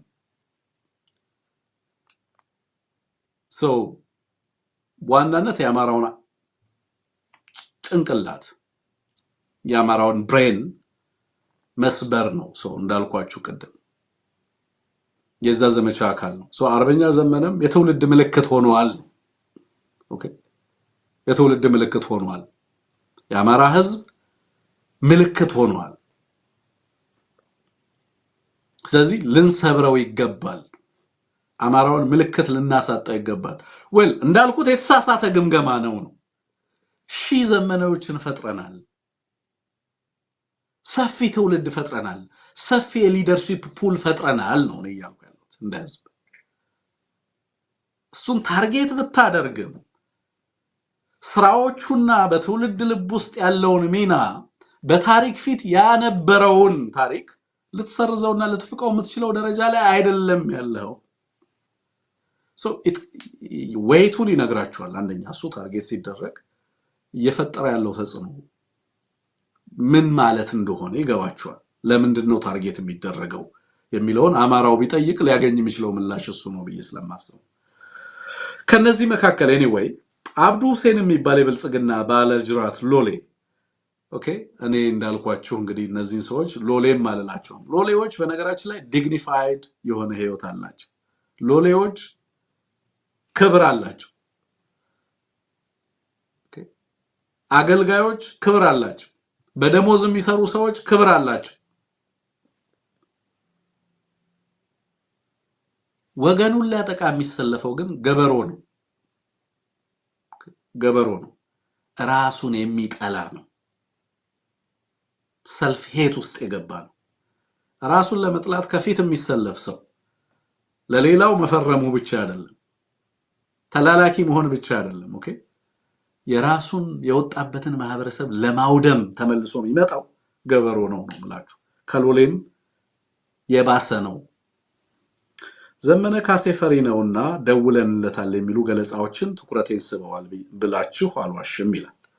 አብዱ እንደምታስታውሰው እረኛ ባለፈው የአህያ መዥገር ይነቅላል ይላል እና ሆኖበት ግርማይ ሽጥላም እንዳንተ ያደርገው ነበር። እናም የቢሮ በርም ባልኮኒም ተደግፎ በቀን ብዙ ጊዜ ስሜን እያነሳ ሲራገም ይውል ነበር። በ2014 ዓ.ም በባህር ዳር ከተማ ውስጥ በአንድ አጋጣሚ አግኝቼው የሚከተለውን አልኩት ይላል ግርማ። ዘመነ ሲናገር ብዙ ሰው የሚሰማው ዘመነ መለከታዊ ኃይል ስላለው አይደለም። ዘመነ ሰው የሚሰማው መከራውንና ከመከራ መውጫውን መፍትሄ በድፍረት ስለሚናገርና የሚናገርለትን ስለሚፈልግ ነው ህዝቡ። እና በቀን ለመቶ ሰላይ አበል እየከፈልክ ስትከተለኝ ከምትውል ቢሮም መጠጥ ቤትም ስሜን ስታነሳ ስትጥል ከምታድር ከጌቶች ጋር ቁጭ ብለ ለትውልዱ ጥያቄዎችና ለትውልዱ ጥያቄዎች መፍትሄን አምጡ። ያኔ ዘመነ ልብሱን አውልቆ ጊዮርጊስ አደባባይ ላይ እርቃኑን ቆሞ ቢጮህ የሚሰማው አይኖርም። ትውልዱ መልስ ይፈልጋል አልኩት፣ አልሰማኝም። በመጨረሻም የሆነው ሆነ። በ5 ዓመት ውስጥ ምክትል ጠቅላይ ሚኒስትር ሆናለሁ የሚለው ግላዊ ምኞቱም ባከነ ይላል።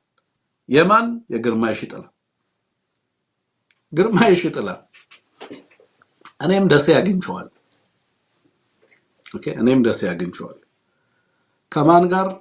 ከእህታችን መስከረም አበራ ጋር። ከጦርነቱ በኋላ የወሎ ቢላይን ምስራቅ አማራ ላይ የደረሰውን ውድመት ወገናችን ላይ የደረሰውን ሄደን ታዝበን ነምሬንም ያገኘሁት በዛ አጋጣሚ ነው። ሰው የምሁራን መድረክ ተብሎ የአማራን ሊቃን መማክርት ተብሎ እዛ ስብሰባ ላይ እኔም ተገኝቻለሁ።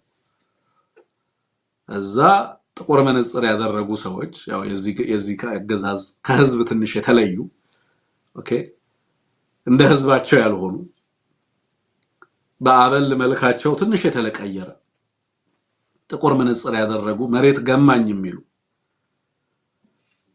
የባዕዴን አመራሮችም ስብሰባው ላይ ተገኝተዋል። ስንት?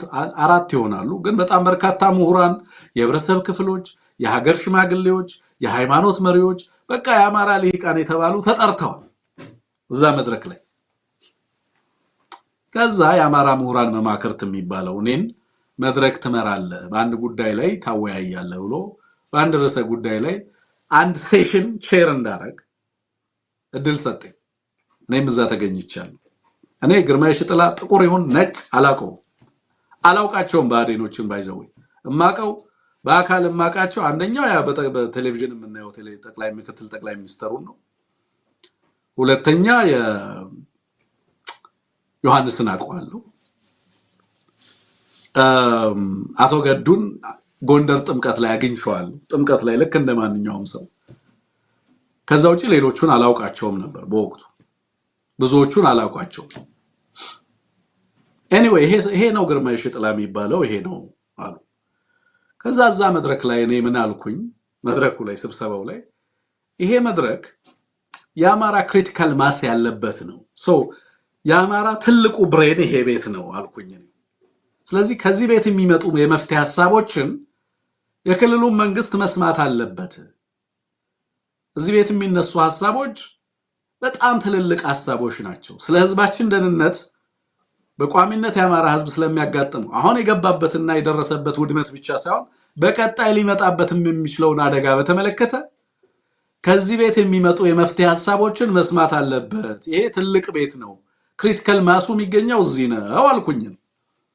ከዛ የክልሉ አፈ ጉባኤ የምትባለው ሴትዮ በጣም አበደች፣ ተቆጣች። የክልሉ ምክር ቤት ነው ትልቁ የአማራ የስልጣን ባለቤት፣ ይሄ ቤት እንዴት ትልቅ ነው ትላለህ ምናምን አለች። የክልሉ ምክር ቤት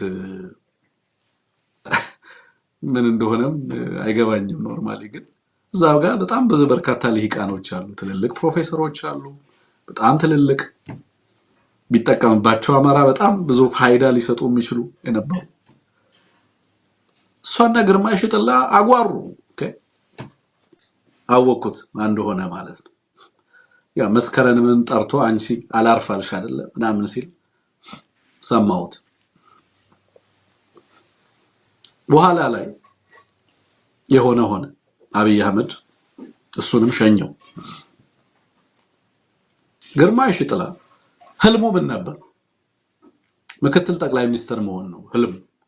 የብአዴን ትልቁ ከፍታ ምክትል ጠቅላይ ሚኒስትር ነው። ምክትል ጠቅላይ ሚኒስትር ሲሆኑ ምንድነው የሚሆኑት? ዲጂታል አይዲ ሲመረቅ እነዛ መድረኮች ላይ የተገኙ ጠቅላይ ሚኒስትሩ ኳስ ሲጫወት አብረውት መሮጥ ነው ስራቸው። ኢትዮጵያ ውስጥ ወሳኝ በሚባሉ ጉዳዮች ላይ ምን እየተካሄደ እንዳለ ዕውቀቱ የላቸውም፣ ግንዛቤው የላቸውም።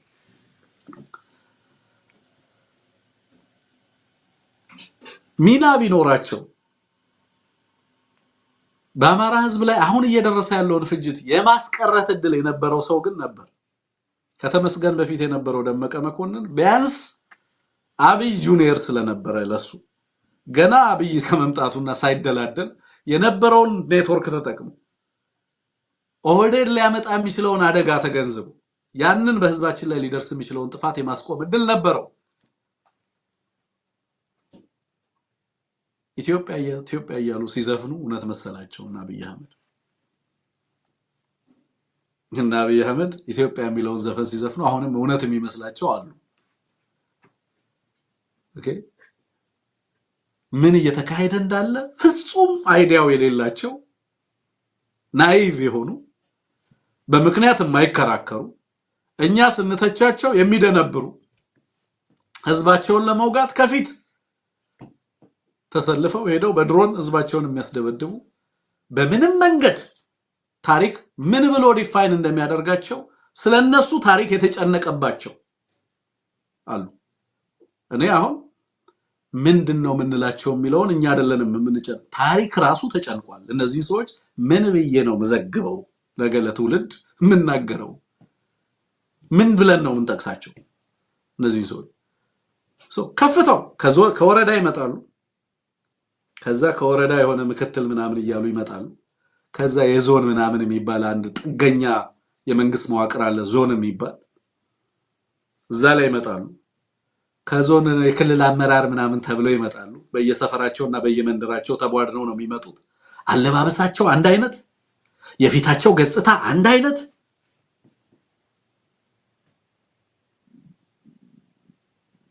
ከዛ ደግሞ ወደ ፌደራል እናድጋለን ይላሉ። በቃ ይሄ ነው የላይፍ ታይም እንትናቸው።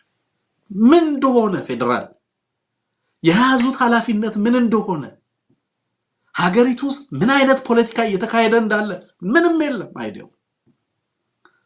የነሱ ትልቁ ጉጉት ዘመነ ሲሞት ማየት ነው። የአማራ ህዝብ ተስፋ ሲጨልም ማየት ነው የነሱ ህልም። ህዝባችን ጥቁር ሲለብስ ማየት ነው የነሱ ህልም። ወንድሞቻቸውን አሳልፈው መስጠት ነው የነሱ ህልም። የዚህ ህዝብ ተጋድሎ የትውልድ ጥያቄ ሲኮላሽ ማየት ነው። ከዛስ እሱ ፌደራል ላይ የስፖርትና ምናምን ሆኖ በእንትን ማዕረግ ምናምን የሆነ ክላስተር አስተባባሪ ሆኖ እዛ ቦታ ላይ ተወሽቆ ከዛ በኋላ ሆዱን ወደፊት እንትን ለጥጦ የሚያገኛቸውን ሸሚዞችና ከረባት አንገቱን እያነቀ ሰው መሆን፣ ከዛ ጥቁር መነጽር ላው ላይ ያደርጋል። ያኔ ነው ሰው የሆነ የሚመስለው። የብዙ ክሽፈት ማሳያ ነው ባይዘው። በዚህ መዋቅር ውስጥ ስልጣን ተቀብሎ ማገልገል በራሱ እና ምክትል ጠቅላይ ሚኒስትር ሆናለሁ እንዳለ ኦኬ ወይ አማራ ህዝብ አላከበረው፣ ወይ ትውልድን ጥያቄ አልፈታ፣ ወይ ከወገኖቹ ጋር ለመቆም ምንም አለፈ ሄደ። መጡ እነዚህ ተተኩ። የዞን አስተዳዳሪ ነበሩ በጦርነቱ ጊዜ። አሁን አብዱ ሁሴን የሚባለው ምናምን የዞን ምናምን እንትን ነበር የነበረው። በቃ ላይክ ለሱ አሁንም ምክትል ጠቅላይ ሚኒስትር ሆናለሁ ነው የሱም ህልም። ምንድነው ምክትል ጠቅላይ ሚኒስትር የምትሆነው? ምን ልታደርግ ነው ምክትል ጠቅላይ ሚኒስትር የምትሆነው? አሁንስ ምንድነው?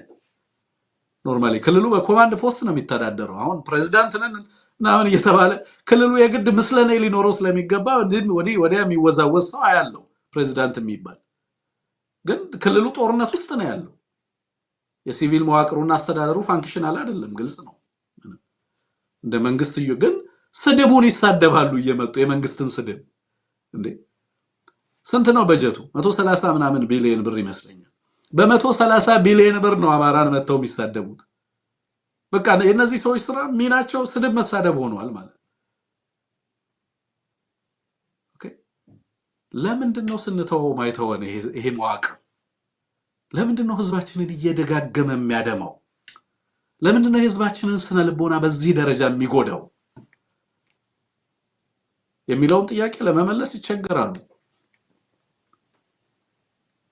anyway ዘመነ ፈሪ ነው አለ well ዘመነ ፈሪ ነው ትውልድ ይበል ሌባ ምን ብሎ ቢሰድበው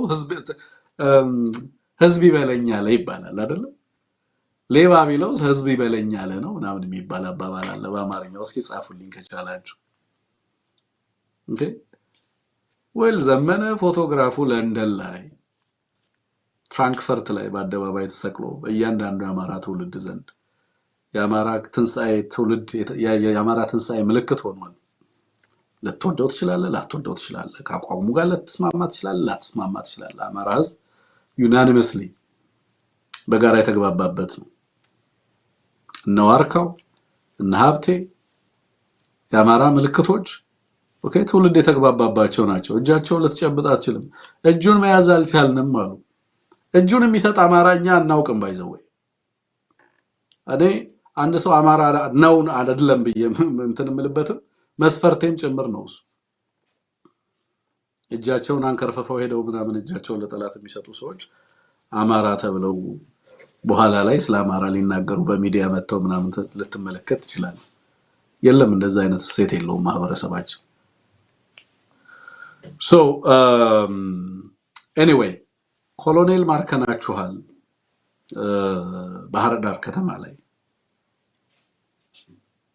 ዙሪያችሁ ላይ ዛሬ ላይም እንዴት ወጣችሁ እንደምትገቡ ታውቁታላችሁ የዛሬ 2 ወር ደግሞ የተለየ ቶን ውስጥ እናገኛችኋለን ምንም ጥርጥር የለውም ነው ያላችሁ ዘመነ የዛሬ 2 ወርና 3 ወር ሌላ ቶን ቋንቋቸው ተደበላልቆ በልሳን ሲያወሩ ደግሞ እንሰማቸዋለን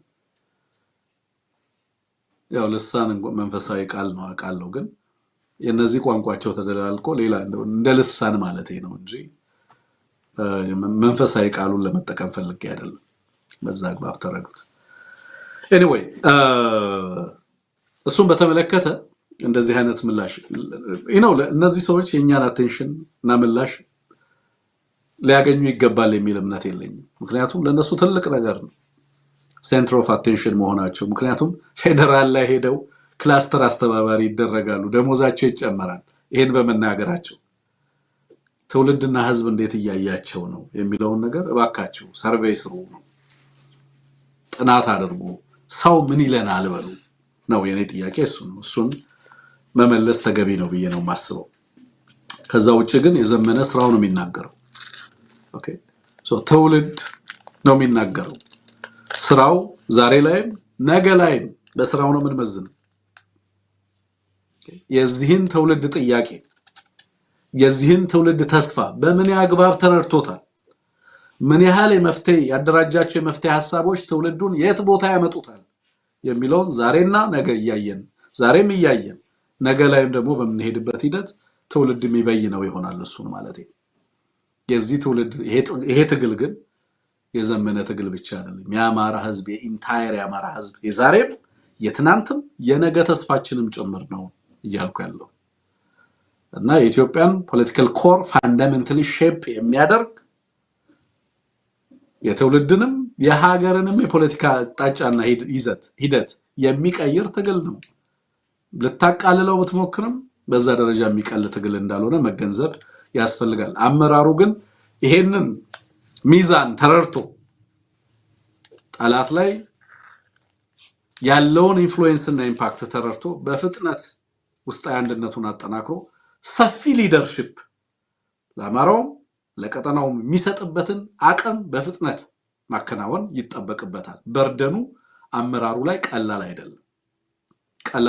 እንደ ህዝብ ደግሞ ህዝባችን ሊያግዛቸው ይገባል። ህዝባችን ሊሰማቸው ይገባል፣ ሊያምናቸው ይገባል። ኦኬ፣ ይሄ ትውልድ ትራንዛክሽናል አይደለም፣ ቆራሌው አይደለም። ይሄ በልዋጭ የሚሰራ ትውልድ አይደለም። የአማራን ህዝብ መነሻም ቁጭትም የከፈለውንም ዋጋ መጪውንም ዘመን በሚገባ የሚረዳ ትውልድ ነው። ስለዚህ በዛ ደረጃ መገንዘብ በጣም አስፈላጊ ነው የሚል ነው። የመጨረሻ ሱዳንን በተመለከተ ጦርነቱን ኢንተርናሽናላይዝ ልታደርገው ሱዳን ዓለም አቀፋዊ ይዘትና ቅርጽ ልትሰጠው ተነስታለች የሚል በዚህ በብሉ ናይል በሚባለው የሱዳን አቅጣጫ በአሶሳና በሚንጊ በኩል ሱዳኖች ራሳችንን ለመከላከል ዝግጅታችንን አጠናቀናል ሲሉ ሱዳን ትሪቢዩን አስነብቧል። በኩርሙክና በገይሳ በኩል ሌላ አዲስ ጦርነት ሊከፍትብን ነው ኢሳሬፍ በኢትዮጵያ እየታገዘ፣ ስለዚህ እሱን ለመመከት አስገዳጅ ሁኔታ ውስጥ ገብተናል ብለዋል። እንግዲህ እያንዳንዱ ቀን አዲስ ጦርነት የሚያዋልድ ሆኗል። ለምን? በጦርነት የሚያምን በጦርነት የሚምል ጦርነትን ሐሳቡ ጦርነትን ስርዓታዊና አስተሳሰቡ ያደረገ አገዛዝ ኢትዮጵያ ውስጥ አለ። የጎረቤት ሀገራትን ስቦ በትርክትም በተግባርም ጦርነት እያከናወነ ያለ የሱዳን አርሚ በፕሪፔርስ ፎር አታክ SRF አታክ ፍሮም ኢትዮጵያ ኦን ብሉ ናይል ታውንስ ነው የሚለው። ስለዚህ ከኢትዮጵያ የሚቃጣብንን የአርኤስኤፍ ጥቃት እንመክታለን ነው የሚሉት። ከማን የሚቃጣብንን? ከኢትዮጵያ። በጣም ብዙ ሰዎች እስራኤል ሶማሌላንድ ሪኮግናይዝ ስታደርግ ቀጥላ እውቅና የምትሰጠው ኢትዮጵያ መስላችኋለች ብዙ ሰዎች አይደለም። የጠበቃችሁት ኢትዮጵያ ምላሽ ትሰጣለች የሚል ነው። ብዙዎቻችን ያልተረዳ ነው። ኢትዮጵያንን ብታደርግ ምን ይደርስባታል የሚለውን ነገር ብዙዎቻችን አላሰላንም። ብዙዎቻችን የምንጠብቀው ኢትዮጵያንን ስታደርግ ሞቃዲሾ ላይ የሚገኘው የሶማሊያ መንግስት አጸፋዊ ምላሽ ይሰጣል፣ ኢትዮጵያ ውስጥም በተመሳሳይ አይነት ጥያቄ ያላቸውን ኃይሎች በቀላሉ ሪኮግናይዝ ወደ ማድረግ ይገባል ምናምን ነው ብላችሁ የምታስቡት አይደለም። እንደዛ አይደለም። የሶማሌላንድ ጉዳይ ከፍተኛ የሆነ የጎሳ ቅራኔን ፈጥሯል። ሶማሌላንድ ማለት ዶሚናንትሊ ኢሳቅ ነው። ኢትዮጵያ ደግሞ ዶሚናንትሊ ዳሮድ ነው። የኢትዮጵያ ሶማሌ ዶሚናንትሊ ዳሮድ ነው። ይሄ ትርጉሙ ምን ማለት እንደሆነ ለነብራኑ ለእንጂሶ ተዋዋለሁ። የዚህ ጎሳ ጉዳይ ትርጉሙ ምን ማለት እንደሆነ በዚህ ውስጥ ገብተን እናጨማልቃለን ቢሉ ምን እንደሚያጋጥማቸው ምን እንደሚደርስባቸው ለነሱ ተዋዋለሁ።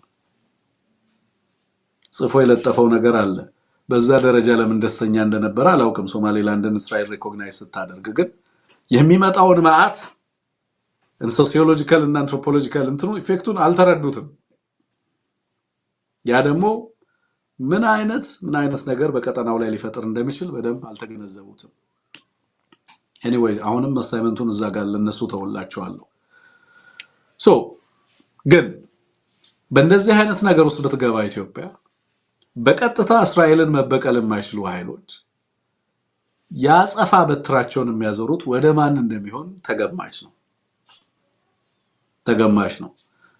እንደዛ አይነት ፓራኖያ ውስጥ ያለ አገዛዝ ኢትዮጵያ ውስጥ ለእንደዚህ አይነት ዲፕሎማቲክ ምስቅልቅሎች ሊሰጥ የማይችለው ምላሽ አደጋው የከፋ እንደሆነ እንመለከታለን። ከዛ የባሰው ግን ይሄ እየተጠበቀ ባለበት በሱዳን በኩል አስቀድመው ያደረጉት ነገር ስንናገር የነበረው በብሉ ናይል በኩል እያደረጉ ያሉት ለዩናይትድ አረብ ኤምሬት የሰጡት የጦር ካምፕ ለኤስአርኤፍ የሚሰጡት የጦርነት ድጋፍ የመረጃ የሎጂስቲክስ የሰው ኃይል እነዚህ ሁሉ ድጋፎች በቀጥታ ኢትዮጵያንና ኢትዮጵያውን ውስጥ ያለውን ጦርነት አይነተ ብዙ ጦርነት ያደርገዋል። የተመኙትን እያገኙ ይመስለኛል። የተመኛችሁት ጦርነቱ ቀጠናዊ እንዲሆን፣ የተመኛችሁት ጦርነቱ ዓለም አቀፋዊ እንዲሆን ነው አይደል? የተመኛችሁትን እያገኛችሁ እየሄዳችሁ ያላችሁ ይመስለኛል። በዚህ ውስጥ ሃይ የሚል ጀነራል አለ ወይ ነው የኔ ጥያቄ። እነዚህ ሰዎች የማንወጣው መከራ ውስጥ ሊከቱን ነው የሚል ኃይል አለ ወይ? ህዝቡ እየጮኸ ነው ያለው። መቼም የእናንተ ሚዲያዎች ይሄንን አይነግሯችሁም። ይሄው እኛ እንንገራችሁ። ህዝቡ እየጮኸ ነው ያለው። ሀገሪቱን ወደማትወጣው መከራ ውስጥና ስቃይ ውስጥ እየከተታችሁ ነው እያለ ነው ያለው። ስለዚህ ከህዝቡ ጋር ሊሰለፍ የሚችል አብይ አህመድ ሀገሪቱን ወዴት እየወሰዳት ነው ብሎ ለመጠየቅ ፈቃደኝነት ያለው ድፍረቱም ያለው ሰው ካለ መጠየቅ ያለበት ትክክለኛው ጊዜ አሁን ይመስለናል። በሱዳን በኩል የሚመጣው ነገር ከአማራው አንፃር ነው ከተባለ ግን እኛ የራሳችንን ጥቅም ጉዳት በሀገር ላይ የሚያመጣውን ጉዳት አስልተን አስቀድመን ማስጠንቀቅ ያለብንን አስጠንቅቀናል። እንደ ህዝብ እኛ የገጠምነው አካል አለ። ህዝባችን ላይ ህልውና አደጋ የዳረገ አገዛዝ አለ። የአገዛዝ የቅድሚያ ሰተን የምንፋለመውና የምንታገለው ኃይል ነው። ይሄ አገዛዝ ካለ ድረስ ህዝባችን በሰላም ወጥቶ አይገባም። ይሄንን አረጋግጠናል። ስለዚህ እንደ ህዝብ ይሄን አገዛዝ እየታገል ነው። በሁሉም መንገድ መሬት ላይ ያለው ኃይል በሚችለው እየታገለ ነው። ሚዲያ ላይ ያለ ነው በሚችለው እየታገልን ነው። የሲቪክ ማህበራቶቻችን እየጮሁ ነው። ህዝባችን በተለያየ መንገድ ድጋፍና ትግል እያደረገ ነው ያለው። ስለዚህ ከዚህ አንፃር ይሄንን አገዛዝ ሁሉም በሚችለው መንገድ እየታገለ ያለበት ሁኔታ እንዳለ በዚህ አጋጣሚ ማንሳት እንችላለን ማለት ነው። ሰው በአሶሳ በኩል የሚመጣው በጅቡቲ በኩል እየመጣ ያለው እንግዲህ ሰሞኑን ቪኦኤ ላይ ያነበብኩት አንድ ነገር አለ። አንድ ቪኦኤ ላይ በጣም ያስገረመኝ ነገር ቪኦኤ ምንድነው የሚለው ኢትዮጵያ ከጅቡቲ ጋር ለመስራት ከመቼውም ጊዜ በላይ ዝግጁ መሆኗን አረጋገጠች የሚል ዜና ቪኦኤ ይዞ ወጥቶ ተመለከቱ። ይሄ እንግዲህ መቼ ማለት ነው? ጅቡቲ ከግብጽ ጋር እንደዛ አይነት ስምምነት ካደረገች በኋላ ነው። እንግዲህ ተመልከቱ፣ ይሄ አገዛዝ መቼ ሪአክት እንደሚያደርግ ተመልከቱ። ኦሬዲ ግብጽ በጣም ወሳኝ በሚባሉ አካባቢዎች ላይ መታ ኃይሏን እያሰፈረች አቅሟን እያጠናከረች ዙሪያ ላይ የበላትን ተጽዕኖ እያሳደገች ባለችበት ሰዓት ከጅቡቲ ጋር እንግዲህ ያን ያህል ቀረቤታ የነበራት ሀገር በጅቡቲ ላይ ከፍተኛ የሆነ የዲፕሎማሲ አቅም ተሰሚነት የነበራት በባህል በብዙ ነገሮች የተሳሰረች በንግድ የተሳሰረች በታሪክ የተሳሰረች ሀገር ጋር ሌላ ሀገር መጥቶ በዚህ ደረጃ ተጽዕኖ ፈጥሮ ይሄንን ነገር ካደረገ በኋላ ላይ ከየትኛውም ጊዜ በላይ ከጅቡቲ ጋር ለመስራት ቁርጠኛ ነን ብለህ መግለጫ ብታወጣ ምን ማለት ነው? የሚሰጠው ትርጉምና ይዘት በጣም የሚያሳዝን ነው። ከኬንያ ጋር ያለው ነገር ዛሬ እየሰማን ያለነው ነገር ደግሞ ሌላ እንደዚሁ አንገት የሚያስደፋ ነው። በሁሉም አቅጣጫ ኤኒዌይ የዲፕሎማሲ ክስረትና ስብራቱ በሀገሪቱ ውስጥ እንደቀጠለ ማሳያ ነው ለማለት ነው። የነበረን ቆይታ ይሄን ይመስላል። አድማጭ ተመልካቾቻችን በእኔ በኩል ጥሩ ቆይታ እንደነበረን ተስፋ አደርጋለሁ። በጣም በርካታ መልእክቶች እየተላኩልን ነው ያሉት በዋትስአፕም በተለያየ መንገድም። ግን ደግሞ ዛሬ በርካቶቻችሁ ሰብስክራይብ አላረጋችሁም። እስኪ ሰብስክራይብ አድርጉና ዩቲዩባችን ቢያንስ 60 ሺህ የሚገባበት ሰብስክራይበር 60 ሺህ እንዲገባ አድርጉ። ሌላኛው ስቲከርም በዜልም በምንም ኤቢሲን የምታግዙባቸው መንገዶች በተደጋጋሚ እየጠቆምን ያለ ነው። በዛ መንገድ ኤቢሲን ብታግዙ ደስ ይለናል ማለት ነው። ነገ ወይንም በኋላ ላይ ዘግየት ብለን ደግሞ ከአንሙስ ጋር በሌላ ፕሮግራም እንመጣለን። ለነበረን ቆይታ ከልብ ነው የማመሰግነው። ጤና ይስጥልን። አውቃለሁ መራር ነው መራብ መጠማት፣ አውቃለሁ መራር ነው መራብ መጠማት፣ እሱ አይጸናም እንጂ እንደ መተካት